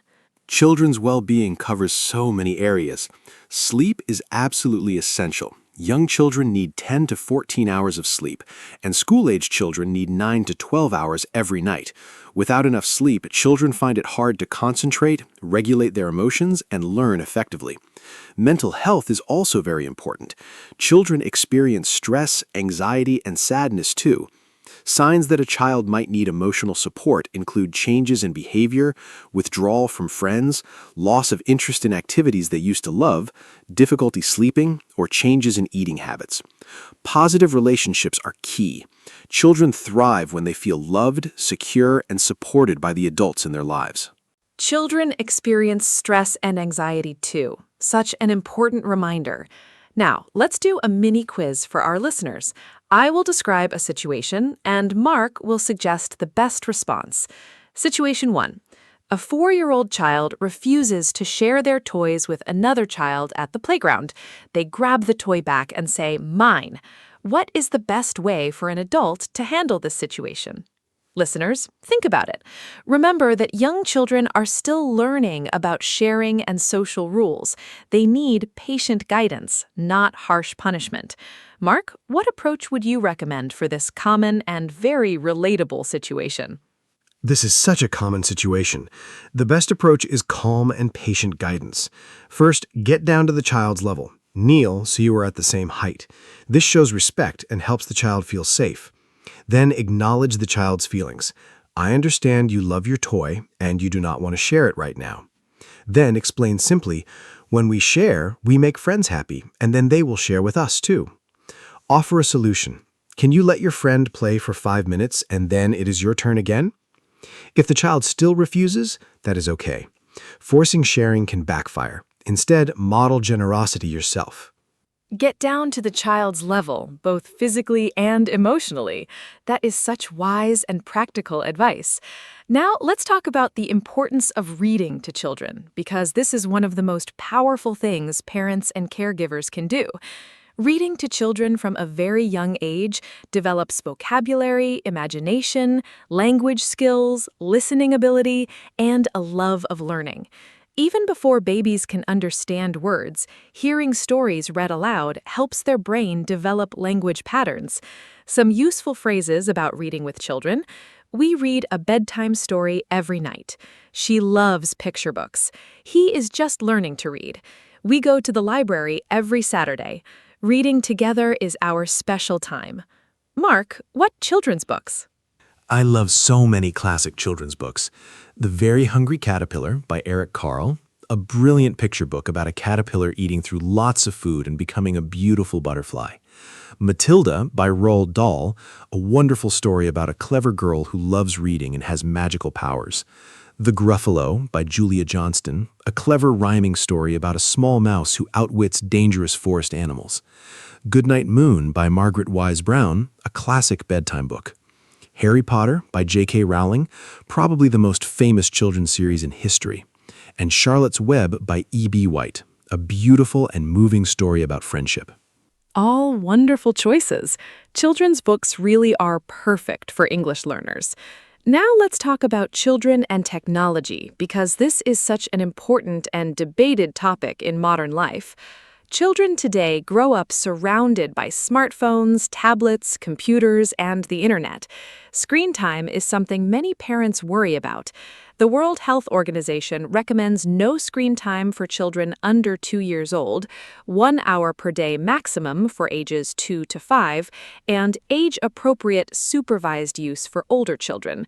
Too much screen time is linked to sleep problems, reduced physical activity, and difficulties with social interaction. However, technology also offers wonderful educational opportunities when used wisely. Mark, how do you think children should use technology healthily? Technology is a double-edged sword. It can be both helpful and harmful depending on how it is used. The key is balance, content quality, and adult supervision. Educational apps, interactive storybooks, creative programs, and carefully selected videos can genuinely support children's learning. However, passive consumption, just watching random videos for hours, does not offer the same benefits. Here are some healthy technology habits for children. Set clear daily screen time limits and stick to them. Keep devices out of bedrooms, especially at night. Watch and interact with content together. Co-viewing makes it educational. Ensure technology never replaces physical play, outdoor time, reading, or face-to-face social interaction. Online safety is so crucial in today's world.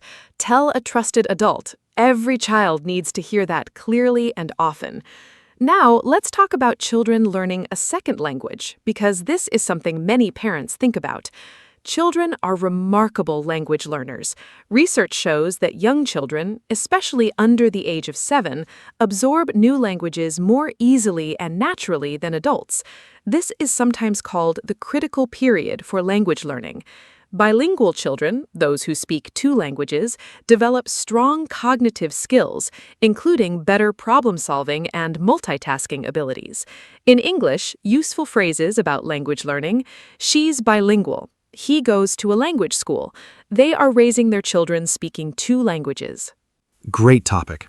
Here are my top tips for parents who want their children to learn English. First, start early. Young children absorb language naturally through songs, stories, and games. Second, make it fun. Don't treat English like a difficult lesson. Watch English cartoons, sing English songs, and read simple English picture books together.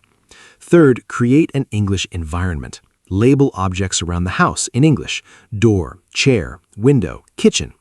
Fourth, be consistent. Even 15 minutes of English exposure every day makes a remarkable difference over time. And fifth, celebrate progress, not perfection.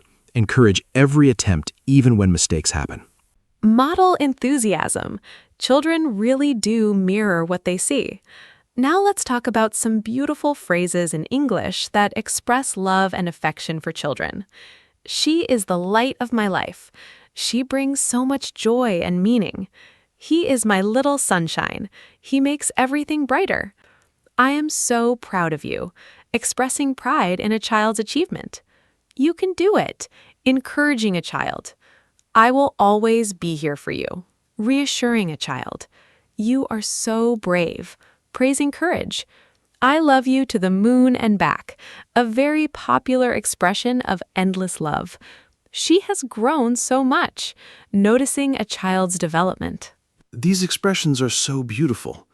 More lovely ones for our listeners. I believe in you, showing confidence in a child's abilities. You make me so happy, expressing genuine joy. It is okay to make mistakes. That is how we learn. Teaching a growth mindset. Come here and give me a hug, offering physical comfort and warmth. You are kind, and that matters more than anything. Teaching values over achievement. Tell me about your day, showing genuine interest in creating connection. I missed you today, said when a child comes home from school. I love you just the way you are. That is the most important message any child can hear. Now let's talk about childcare and the people who help raise children. In English, a nanny is a person hired to look after children in the family home. A babysitter is someone who looks after children for a short time, usually in the evening. A childminder looks after several children in their own home. A nursery or daycare is a place where young children are cared for while parents are at work. A kindergarten is the first year of formal school for young children, usually around age 4 or 5. And grandparents are often very important caregivers in many families. Grandparents play such a wonderful and irreplaceable role in many children's lives. They offer unconditional love and a different kind of relationship from parents, often more relaxed, patient, and full of stories from the past. Children who have close relationships with their grandparents tend to have stronger family connections, more historical and cultural awareness, and often a greater sense of security. Grandparents can share skills, traditions, and wisdom that parents are sometimes too busy to pass on. Some useful phrases. She's very close to her grandma. He spends every weekend with his grandparents. The children love hearing grandpa's stories. She learned how to bake from her grandmother. Grandparents are often called the heart of the family. The heart of the family. What a beautiful and true description of grandparents.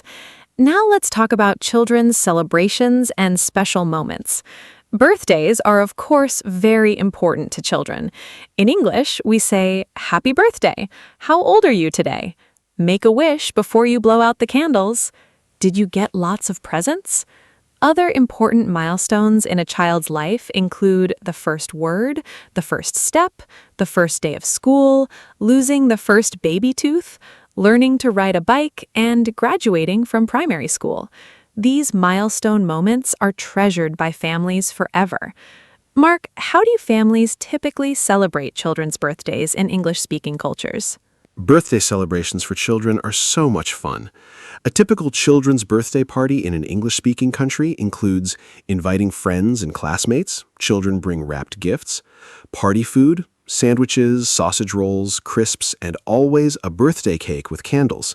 Party games. Traditional games like pass the parcel, musical chairs, and pin the tail on the donkey.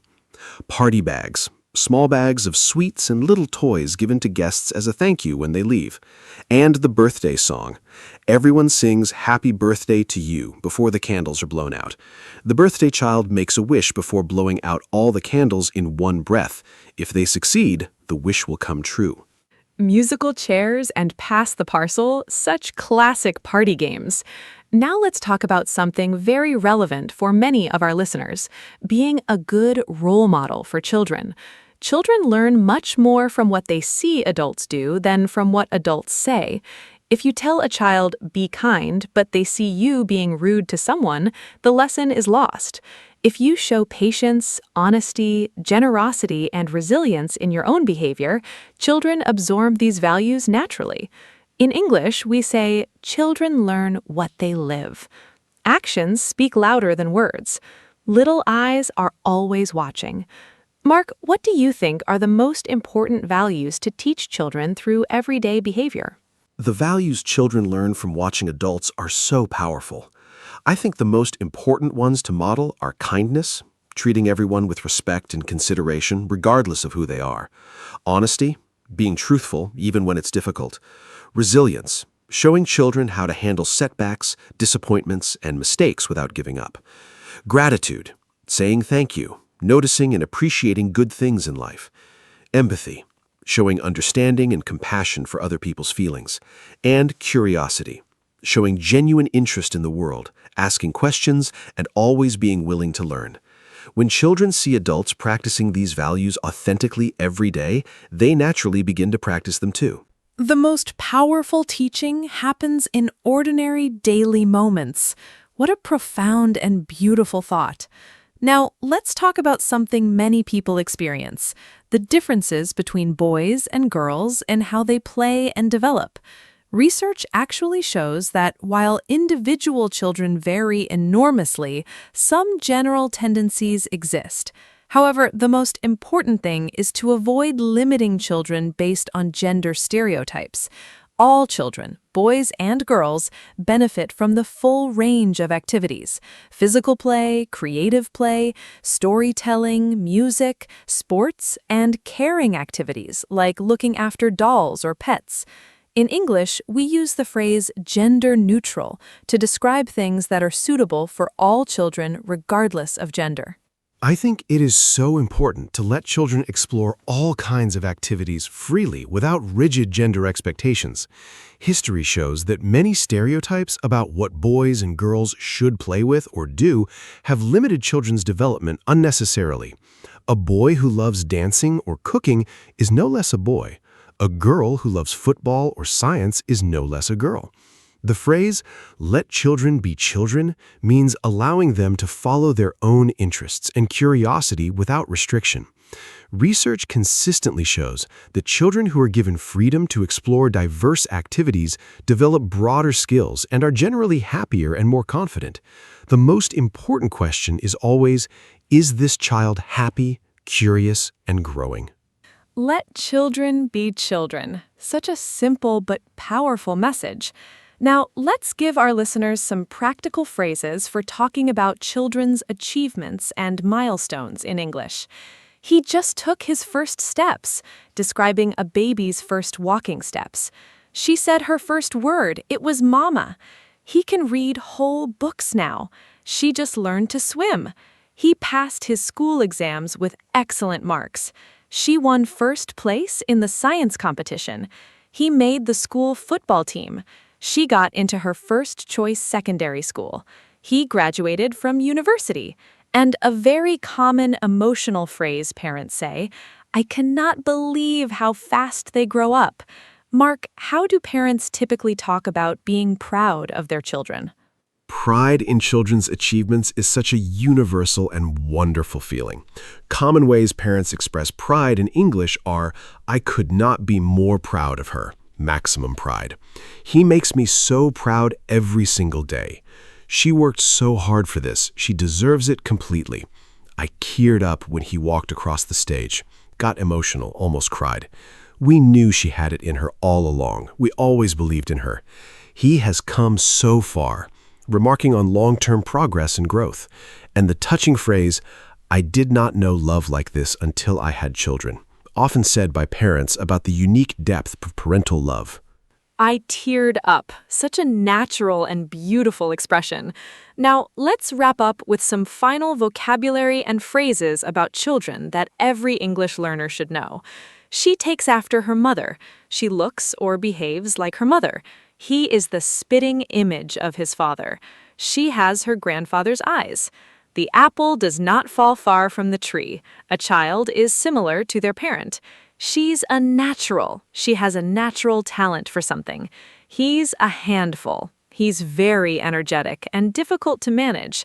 She's an old soul. She seems wise and mature beyond her years. Those final phrases are absolutely wonderful.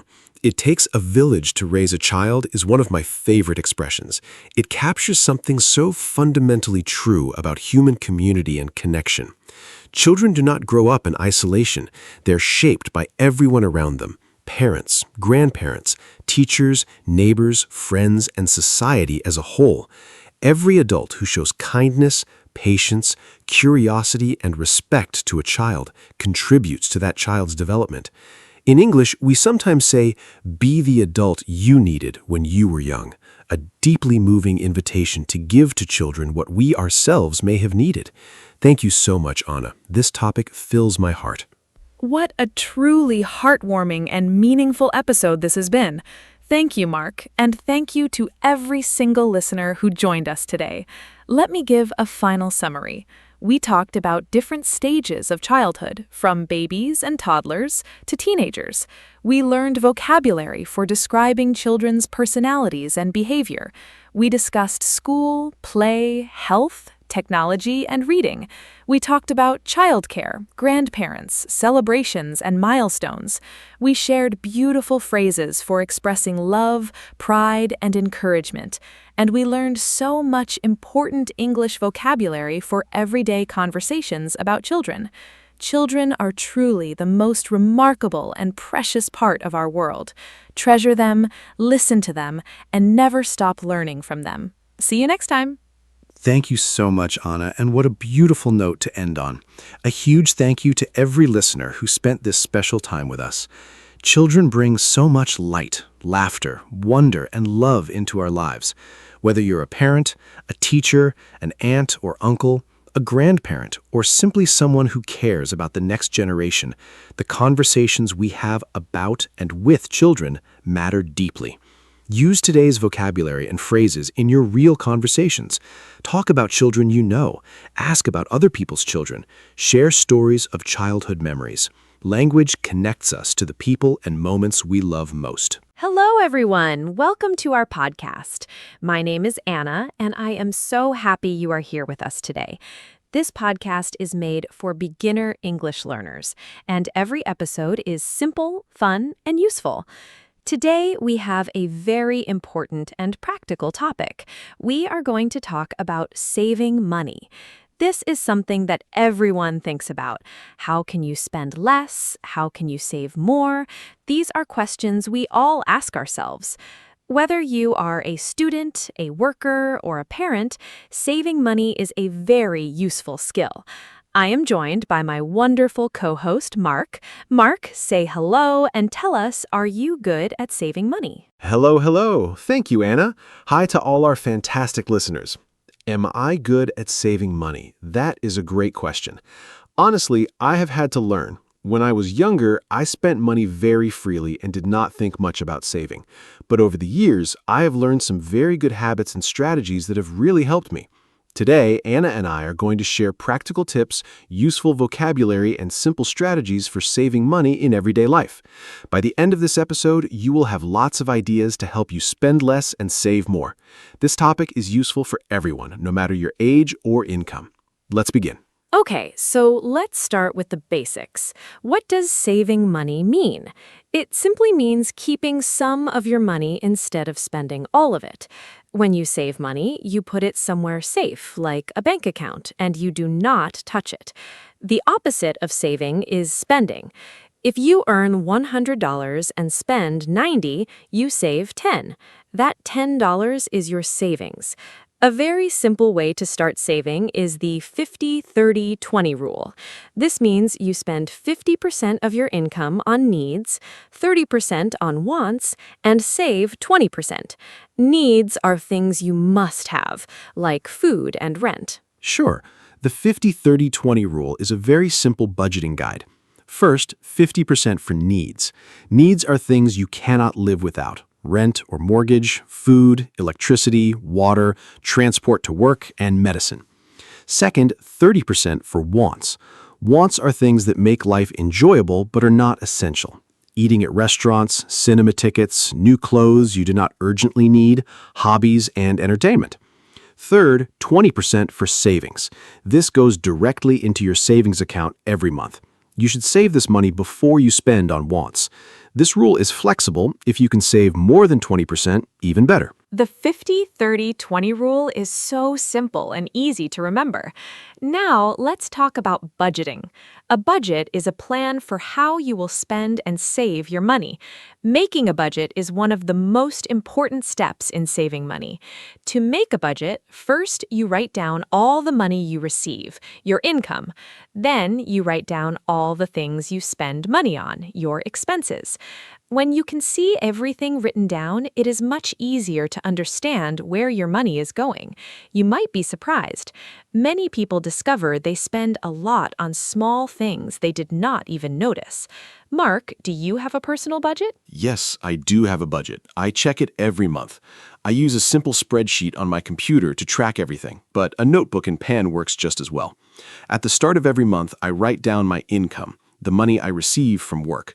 Then I list all my fixed expenses, things that cost the same every month like rent, internet, and phone bill.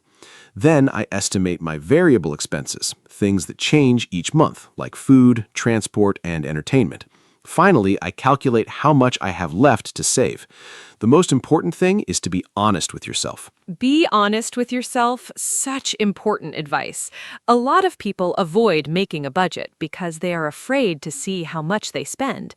But knowing the truth is the first step to making changes. Now, let's talk about needs versus wants, because understanding this difference is really the key to saving money. A need is something you must have to live and function normally. Food, shelter, clothing, and healthcare. A want is something that is nice to have, but not necessary. A new phone when your current one works fine, eating at expensive restaurants, or buying the latest fashion. Great topic. Here are some everyday examples. Needs, paying your rent or mortgage each month. You need a place to live. Buying basic food like rice, vegetables, bread, eggs, and milk. Paying your electricity and water bills. Having basic clothing for work and daily life. Transport to get to work. Basic healthcare and medicine when you're sick. Now, wants, buying a new designer handbag when your current bag works fine. Ordering takeaway food every evening instead of cooking at home. Subscribing to 5 different streaming services. Buying the newest smartphone model when your current phone is perfectly good. Going on an expensive holiday when a cheaper one would also be enjoyable. Those examples are so clear and easy to understand. Now, let's talk about some very practical and simple ways to save money in daily life. One of the most effective things you can do is cook at home instead of eating out or ordering takeaway. Eating at restaurants and ordering food delivery is much more expensive than cooking your own meals. A simple home-cooked meal can cost $2 or $3, while the same meal from a restaurant might cost $15 or $20. If you eat out often, this difference adds up to a huge amount every month. Mark, how much money do you think a person can save by cooking at home instead of eating out 5? The savings from cooking at home are really impressive. Let me give a simple example. Imagine you buy lunch from a restaurant or cafe 5 days a week. Each lunch costs around $12. That is $60 per week on lunch alone, and about $240 per month. Now imagine you prepare your own lunch at home and bring it to work. A homemade lunch might cost about $2 to $3 per day. That is around $50 to $60 per month. So by simply preparing your own lunch, you could save approximately $180 every single month. $2,000 a year just from making your own lunch. That is incredible. It really shows how small daily habits can add up to huge savings over time. Now let's talk about shopping habits, because how and where you shop makes a big difference to your budget. One great strategy is to always make a shopping list before you go to the supermarket and stick to it. When you shop without a list, you often buy things you do not need. This is called an impulse purchase.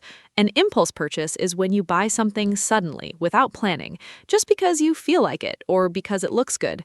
Mark, do you make shopping lists? Yes, I always make a shopping list before going shopping. It really helps me stay focused. I also eat something before I go to the supermarket because when you are hungry, everything looks delicious, and you buy much more than you need.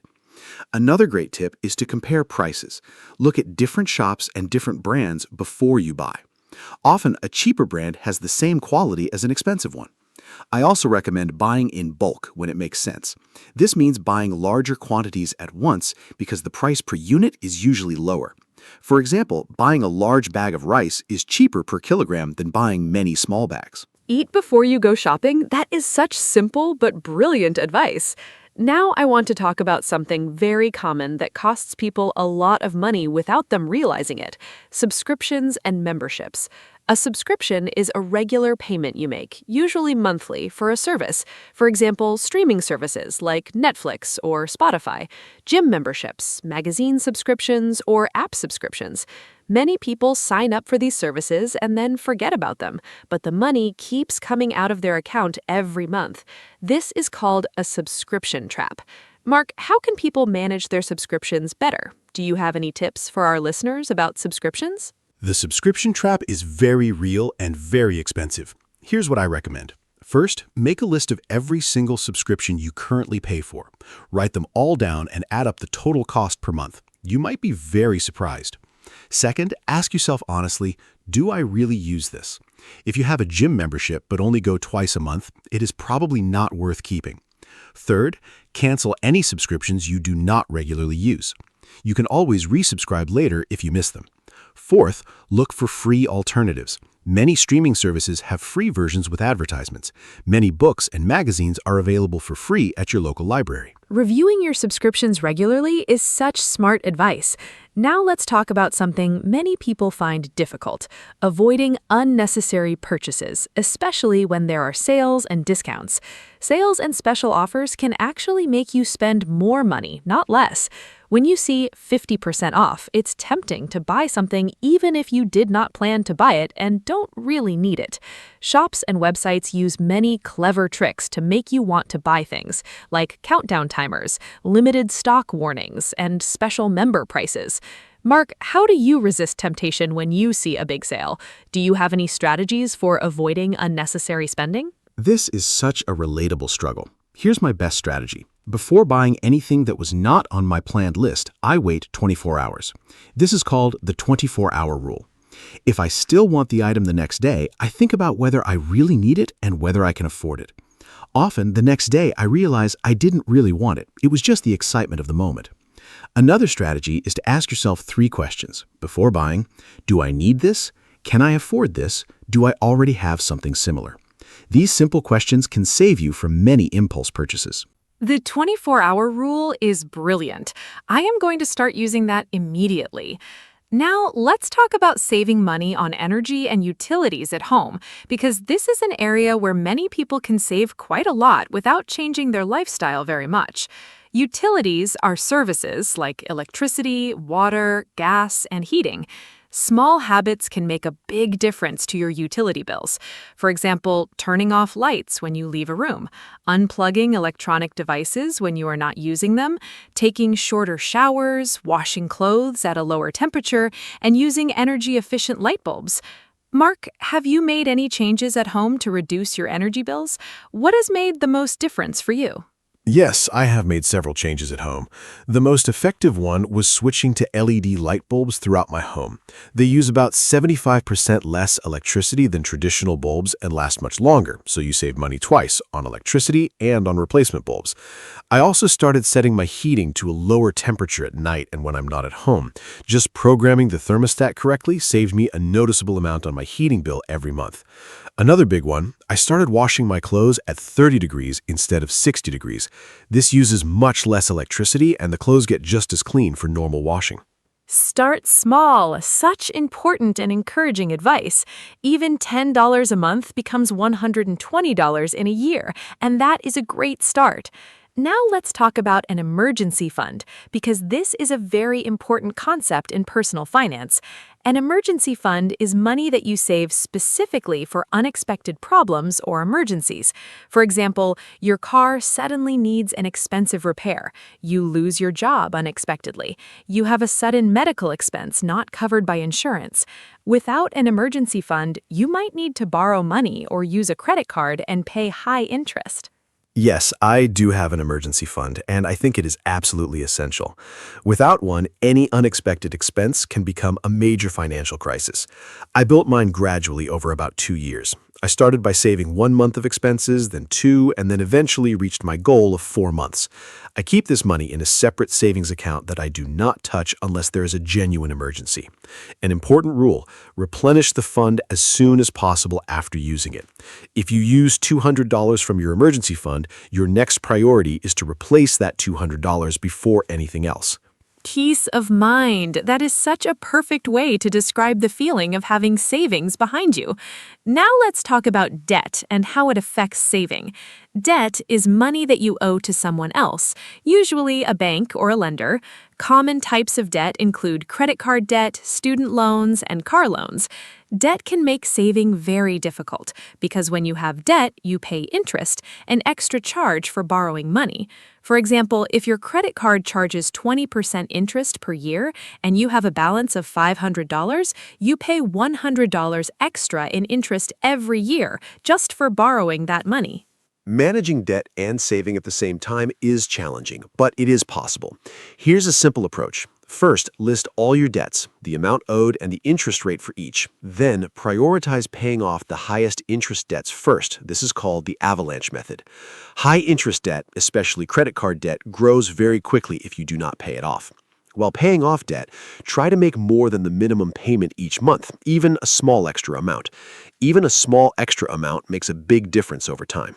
At the same time, still put a small amount into savings every month, even $20. This keeps the habit alive. The avalanche method, paying off the highest interest debt first, is a great strategy. Now let's talk about a topic that many people find uncomfortable, comparing your spending habits to others. It is very tempting to spend money to match what other people around you own or do.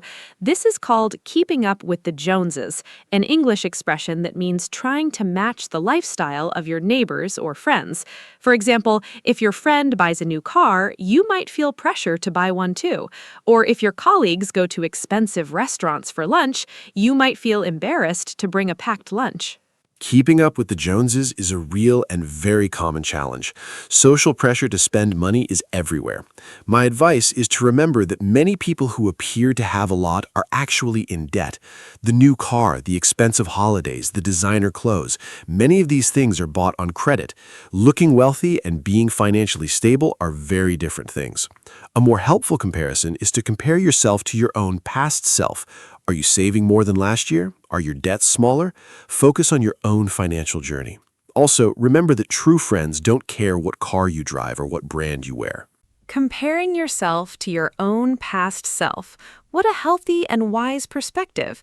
Now let's talk about saving money on transport, because for many people, getting to work and moving around costs a significant amount every month.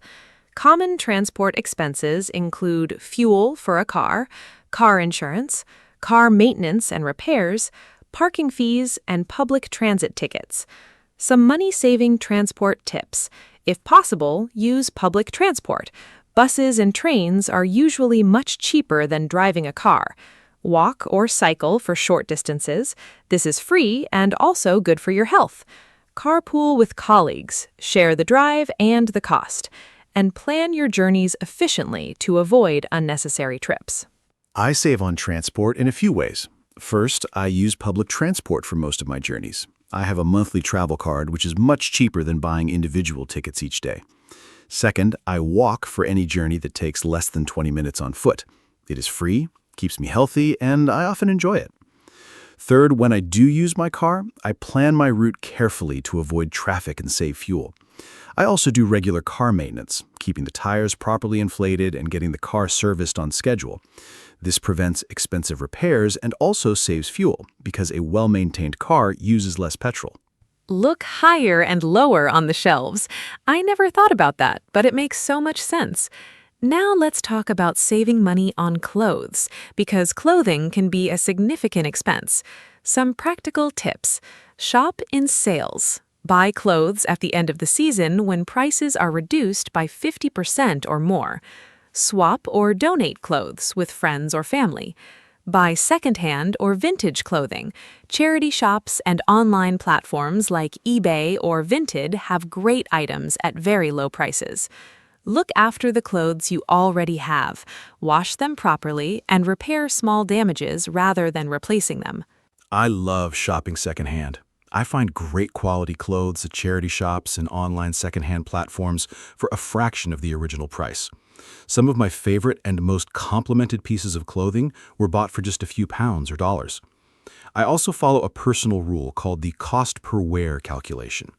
When I consider buying something, I divide the price by the number of times I expect to wear it.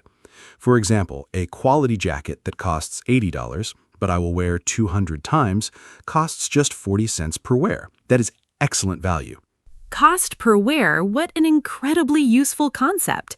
Now let's talk about saving money on entertainment and leisure, because having fun does not have to be expensive. There are many wonderful and free or low-cost activities.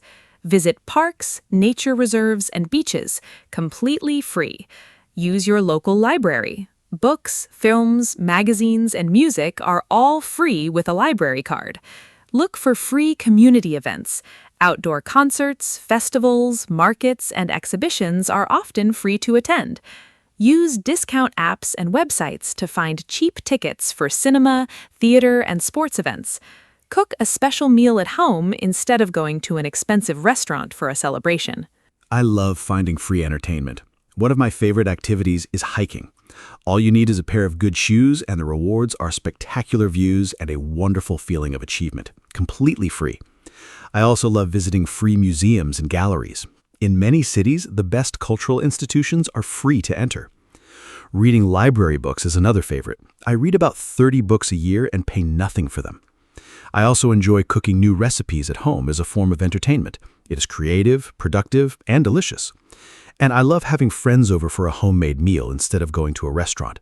Much cheaper, much more personal, and often Free hiking and free library books, two of my absolute favorites too. Now let's do a quiz for our listeners. I will give a situation and Mark will suggest the best money-saving action. Listeners, think of your answer before Mark speaks. Situation 1. You want to have coffee every morning. A coffee from a cafe costs $4. Making coffee at home costs about 20 cents. You work 20 days a month. Mark, what is the smart money-saving choice here, and how much would someone save by making coffee at home instead of buying it from a cafe every workday? Great quiz. If you buy coffee from a cafe every workday, 20 days a month, at $4 each, that's $80 per month on coffee. That is $960 per year. But if you make coffee at home at 20 cents per cup, that's $4 per month. So by making your own coffee, you save $76 per month and about $900 per year, just from this one small change. Of course, you can still treat yourself to a cafe coffee occasionally, maybe once a week as a small reward. The latte factor. I love that expression. Small daily purchases that seem cheap add up to thousands of dollars a year. Now, let me give another quiz situation. Situation 2. You receive your salary on the first of every month. Your salary is $1,000. Your rent is $400. Your food budget is $150. Your transport is $50. Your utility bills are $80. That is $680 on necessities.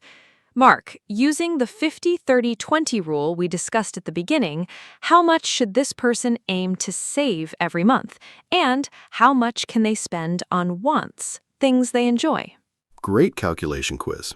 The person earns $1,000 per month. Using the 50-30-20 rule, 50%, $500, should go to needs. But their actual needs total is $680, which is more than 50%. In this case, they might need to adjust, perhaps find a cheaper accommodation, reduce their food spending, or find a way to increase their income. The ideal 20% savings would be $200 per month, and the 30% for wants would be $300. But if needs already exceed $500, they need to find other ways to reduce costs or earn more. That was a really useful and realistic calculation. Real life is not always perfect, and sometimes adjustments are needed. Now, let's talk about something very motivating: setting savings goals. A savings goal is a specific target you are working towards. For example, saving $1,000 for an emergency fund, saving $3,000 for a holiday, saving $500 for a new laptop. Having a specific goal makes saving much more motivating than just saving with no clear purpose. In English, we say, I am saving up for example, I am saving up for a new car, or I am saving up for a holiday. Mark, do you have any current savings goals? Yes, having savings goals is incredibly motivating for me. Right now, I am saving up for two things. First, I want to add to my emergency fund. Second, I'm saving for a trip to Japan, my dream holiday. Knowing exactly what I'm saving for makes it much easier to resist unnecessary spending. When I feel tempted to buy something I do not need, I think about my Japan fund and the temptation usually disappears. Another helpful technique is to visualize your goal. Put a photo of your dream destination or item somewhere you see every day. This keeps your motivation strong. Savings goals feel like a game you want to win. What a great mindset. Now, let's talk about some simple English phrases for talking about money and saving. These are very useful for everyday conversations. I'm on a tight budget. I don't have much money to spend. I'm trying to cut back. I'm trying to spend less. I'm saving up for something. I'm collecting money for a specific purpose. I can't afford it right now. I don't have enough money for it. That's a good deal. The price is very good, lower than expected. More useful money phrases. I'm watching my spending. I am being careful about what I buy. I'm trying to stick to my budget. I am trying to follow my financial plan. It's not worth the money. The quality or value does not match the price. I found a bargain. I found something very cheap or very good value. I am in debt. I owe money to someone. I am debt-free. I don't owe any money. I've been saving for this purchase. I planned and saved for this purchase. That's overpriced. The item costs more than it's worth. Those money phrases are so practical and natural. Now, let's talk about something that many young people struggle with: saving money as a student or on a low income. When your income is small, saving even a little bit can feel impossible, but even very small amounts matter. If you save just $5 per week, that's $20 per month and $240 per year. That might not sound like a lot, but it builds a habit, and habits are the foundation of financial success. Some specific money-saving tips for students. Cook your own meals. Use student discounts. Many shops, transport companies, and entertainment venues offer discounts for students. Great tips for students. Here are a few more. Share accommodation with others. Splitting rent and utility bills with flatmates makes a huge difference to your monthly costs. Walk or cycle to university instead of using transport. Use your student ID everywhere. You'll be surprised how many places offer student discounts that are not advertised. Cook in large batches and freeze portions. This saves both time and money. Avoid buying new gadgets and technology unless absolutely necessary. Look for part-time work that fits around your studies. Apply for any scholarships or bursaries that you might be eligible for. Many students don't apply simply because they don't know these opportunities exist. Cooking in large batches and freezing portions, such a practical and clever tip. Now I want to talk about something a bit different: the psychology of money, and why saving is sometimes emotionally difficult. Many people have complicated feelings about money. Some people spend money when they feel stressed or sad. This is sometimes called retail therapy. Others feel guilty about spending money even when they can afford it. And some feel anxious when they think about money at all. Understanding your emotional relationship with money is important. Mark, do you think there is a connection between emotions and spending habits? How can people develop a healthier relationship with money? Absolutely. Our emotions and money are deeply connected. Retail therapy is very real. Many people shop when they feel unhappy, bored, or stressed, as a way to feel better in the short term. The problem is that the good feeling is temporary, and then you have less money and perhaps feel guilty about spending. A healthier approach is to find non-spending ways to improve your mood when you feel stressed. Exercise, talking to a friend, cooking, going for a walk, or reading. Also, try to understand what triggers your spending. Do you spend more when you are tired? When you feel lonely? When you scroll through social media? Identifying your triggers helps you break the pattern. Based on clear values rather than temporary emotions, that is such a wise and beautiful way to think about money. Now, let me ask a fun question. Mark, if you had an extra $500 right now that you did not expect, like a gift or a bonus, what would you do with it? This is actually a great exercise for our listeners, too. Think about it honestly. If you suddenly received extra money, would you save it, spend it on something you need, spend it on something you want, or give some to charity? Your answer reveals a lot about your relationship with money and your financial priorities. What an interesting question. Honestly, my first instinct is to save it. I would put $250 directly into my emergency fund. That is always my first priority for unexpected money. Then I would put $150 into my Japan travel savings goal. And the remaining $100 I would probably spend on something enjoyable without any guilt. Perhaps a nice meal out, or a book I have wanted to read. I think this balance reflects my values. Safety first with the emergency fund, goals second, and then enjoyment third. I never feel guilty about spending money on enjoyment when my savings are in a healthy place. A thoughtful balance. Perfectly said. Now, let's give our listeners a final practical summary of all the money-saving tips we discussed today. Here they are in simple, clear language. Number 1, make a budget and track your spending. Number 2, use the 50-30-20 rule. 50% needs, 30% wants, 20% savings. Number 3, pay yourself first. Save money before you spend on wants. Number 4, build an emergency fund, 3 to 6 months of expenses. Number 5, cook at home more often and plan your meals. Number 6, review and cancel unused subscriptions. Number 7, use the 24-hour rule before buying something unplanned. Mark, can you continue the list with a few more tips? Continuing the list. Number 8, buy secondhand when possible. Clothes, books, furniture, and electronics. Number 9, compare prices and buy supermarket own-brand products. Number 10, save on energy, LED bulbs, lower washing temperatures, smart heating. Number 11, use public transport, walk or cycle when possible. Number 12, take advantage of free entertainment, parks, libraries, free museums, and community events. Number 13, set specific savings goals to stay motivated. Number 14, identify your emotional spending triggers and find non-spending alternatives. And number 15, be patient and consistent. Saving money is not a race, it is a habit that builds slowly and rewards you greatly over time. Every small step counts. What an amazing and comprehensive list. I hope every listener finds at least 3 or 4 ideas from today that they can start using immediately. Let me give a final summary of today's episode. We talked about the meaning of saving money, budgeting, needs versus wants, practical daily saving tips, shopping habits, subscriptions, energy savings, emergency funds, debt management, and the psychology of money. We learned lots of useful English vocabulary and phrases, too. Whether you are just starting to think about saving or you're already on your savings journey, I hope today's conversation was helpful, encouraging, and inspiring.